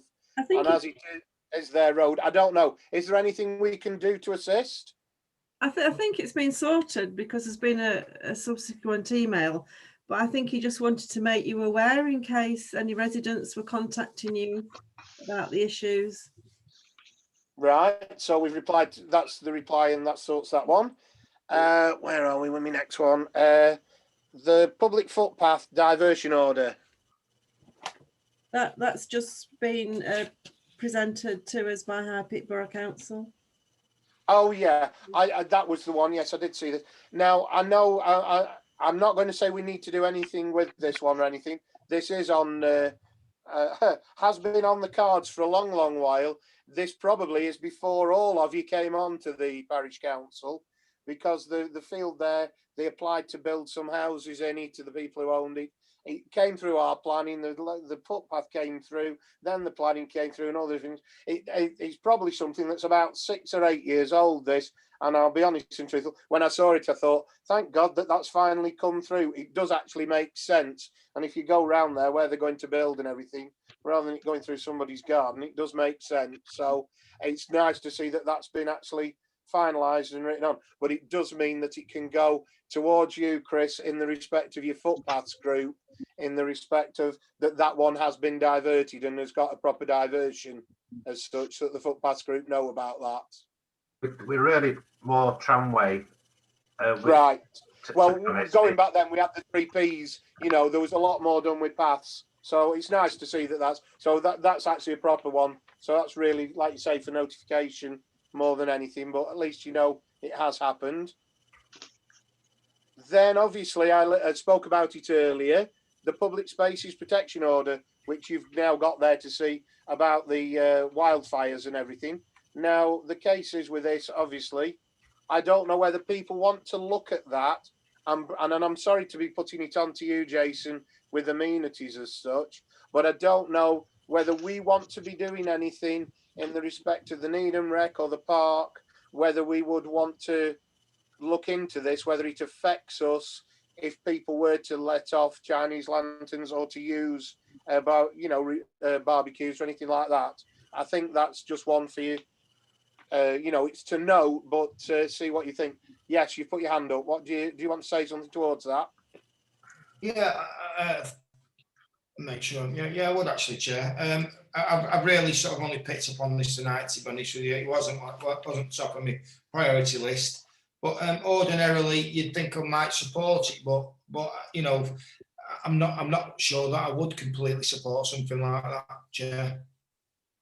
No, I say I think that could be what I would suggest if, and I'll come to Nigel in a sec with his hand up. I would suggest if we have this police meeting that we're talking about, that this is one of the things, because of it being a public spaces order, it's a case of how are the police going to deal with it? How do they feel they would deal with it on our behalf, on our land? It would be a question to ask. Nigel, you had your hand up. I just don't think it's something that we have a problem with. No, I think it's more out in the open countryside than the Peak Park. But the trouble is, you see, I think it's a third of the parish councils within the Peak Park, so that's why we get the notifications. Right, moving on then to the G&S Beresford Memorial Hall. Well, I think we've dealt with that, haven't we now? I don't think we need to read or say anything to that one because we've dealt with it. And the next one then is number 22. I've put this in for a chairman's virtual script for myself, Jason, yourself, Chris, and Nigel. These are two abstracts as such. This is what is said at the beginning of meetings by the chairman at the Borough Council. Sue's got this off Lyndon Vernon, and then that's what they put in. The second piece is what they put in the minutes to say that it's been said to all the members of the public. What I'd like to say is, could I pass that on to you, Nigel, as communications, and have a look at that and actually reword it for ourselves, and then we can use it as chairman at the beginning of all our meetings, and Sue has a standard one then that she can put on the minutes so that we don't forget, because like last month I forgot to say about it was being recorded. I did say it tonight, and I'd just like that to be something formal that we could do that would make life easier for us and for Sue and the workings of the council. Nigel, you have your hand up. Yeah, I'm happy to do that, and I don't think I'll have a communications meeting soon, but I will pass it round councillors until we're agreed with it, and then bring it to the next full council meeting. But the thing that I wanted to really raise, I think it is worthwhile having a little bit of a discussion about it. I quite like it that I can see people's reactions to what I'm saying. And I know I'm looking down half the time at my papers, but you know, I in front of me here, I've also got another screen where I can see all your faces, and I can sort of. So the bit about turning off cameras when you're not speaking, I would not be keen on that. The other thing is that up here, the thing that's picking up my I'm picking up my camera is a mobile phone, and so it's quite difficult actually to raise my hand on this one, rather than on my computer. So that's just 2 points that I think if we could tweak it where councillors can turn off their turn off their video if they want to, and can raise their hand if they want to, or can raise their hand physically. Those are my two minor concerns. Well, the two that I will say to that is the reason we've got that at the Borough Council is because you've got 40 odd councillors and it sucks the battery and all the rest of it, and the iPads and that won't work if everybody's on. And also when you're turning off your picture and turning off your microphone, it actually stops the feedback and everything. Chris has been party to a couple with Kath where there's been feedback and it doesn't come out very well. The raise the hand like Jason's been using tonight, the little yellow hand in the corner, does work well because it leads. The ones that are on your screen, you don't miss them. I'm not saying that should be our virtual script, but I would just like to see that we've got something in our midst that is suitable for us, that we all chairmen can use, and then it makes it legal and easier for Sue to deal with. And like the one that when we've said it, the piece that we decide that goes on the top of the minutes that she writes, that can be on all of them. It's there, sorted, ready and done. She doesn't have to keep typing it out every month. Chris, you've got your hand up. Sorry, a bit confused. It wasn't me and Kath. It was when those two councillors were in the same, either the same room or next. We had the feedback issue. That was, you know, when the rude word happened. That was a time we had the feedback because it was feeding back. It was going in a loop between their speakers and microphones. I knew you were present. That's what I was meaning. That you. Oh, sorry. I think Stella keeps having her hand up, and I felt rude going in there. No, it was. Sorry, Stella. I was just going to say that the only thing I agree that we need something, but turning your video off, on and off, it's bad enough when you forget to turn your sound on. You forget to turn your video on. Plus, I think the public like to see the councillors at the meeting. Yeah, it just takes more fully time. agree. I mean, it's nearly 10 o'clock. It's gone on far too long again. It's 9:45 by my digital chronometer here. We've been 2 3/4, 2.25 hours. Well, we did say with the standing orders, it's meant to be about 2 hours. So with the time of the precept tonight, I was going to say, if you're happy with that to go to communications, or well, Nigel will do the roundy round with that and see what we come up with. The next one is press releases. Nigel's already said about that one, about the precept. unless anybody else has got anything to say about press releases, I think that's really the only one that probably comes out of tonight, unless anybody suddenly sticks around. Stella. Right, I've got the trophies have come, haven't they? So we need to sort that out. So is that going to be sorted in the communications meeting? Because that's Well, the 2020. I would hope so, but as we're under COVID at the moment, well, we can't really go round and give them to them and what have you, can we, very easily? No, I was just, oh, sorry. I was going to say, Stella. Right, we could just probably arrange it, get the paper there, put it on the doorstep, have someone open it, as say Gemma or Ted, have them open the door and then get a picture of them and put it in the paper. Just because we're going to be doing 2021 soon. I know we've got to get a committee together, which we can organise in the communications, but we're going to be giving, you know what I mean? And COVID could be on till July, August. So you've just no idea. Well, I think a lot will depend on that, what the government say in the respect of this it's May the 6th or 7th when the election should be. The legislation that they've got about the doing you with the police runs out then. They've got to redo it by then. So I think we'll know before then what we can do. So I think we can deal with it through communications. Right. Chris has got his hand up and Nigel. So Chris first. I think we need to get these out as quickly as possible. Now, with the two veterans, we could give the trophies to the British Legion and they could socially distance pass it on, which I think would be a lovely touch. And maybe Stella doesn't know the other recipient.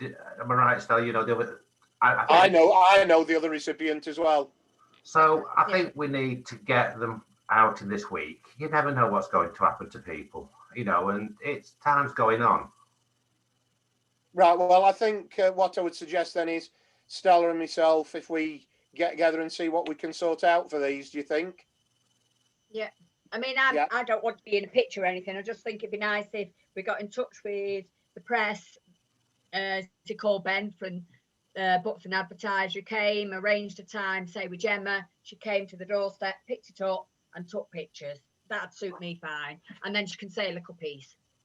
Right. Nigel, you've got your hand up. I think you're more likely to get in the paper if you just drop off the trophies, ask them to get a picture of themselves holding the trophy and send it to the Books and Advertiser, because I doubt whether the Books and Advertiser would send a photographer to an old man's door. It's, you know. Well, we've got a slight problem with the one for Ted Fell anyway. We'll have to work out when he's here, because obviously he's in Chelsea Pensioners Home in London. He's gone down London now, so we'll have to work out with Sally when he's here. Stella. Well, me and you work out what we can do then over the next couple of weeks. Yes, before the next that's what I'm making the suggestion of. Yeah. I would say, can we get them out in the next week? Time's going on, and they've won these awards. We need to get them to them personally.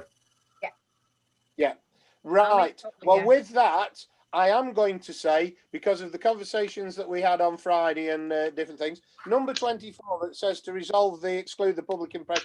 As we have nothing in this, we could have actually left this off the agenda tonight. So with that, it brings the meeting to a close. We do not have any part 2 or anything to resolve the press and public to remove. So number 24 is a non-starter. That brings us to the end of the meeting. And like I say, sorry it's taken you 2 hours, 20 minutes, Stella, on that one. But we have spent an hour and a bit on the precept, which was a very important one. And we've got through some other business as well.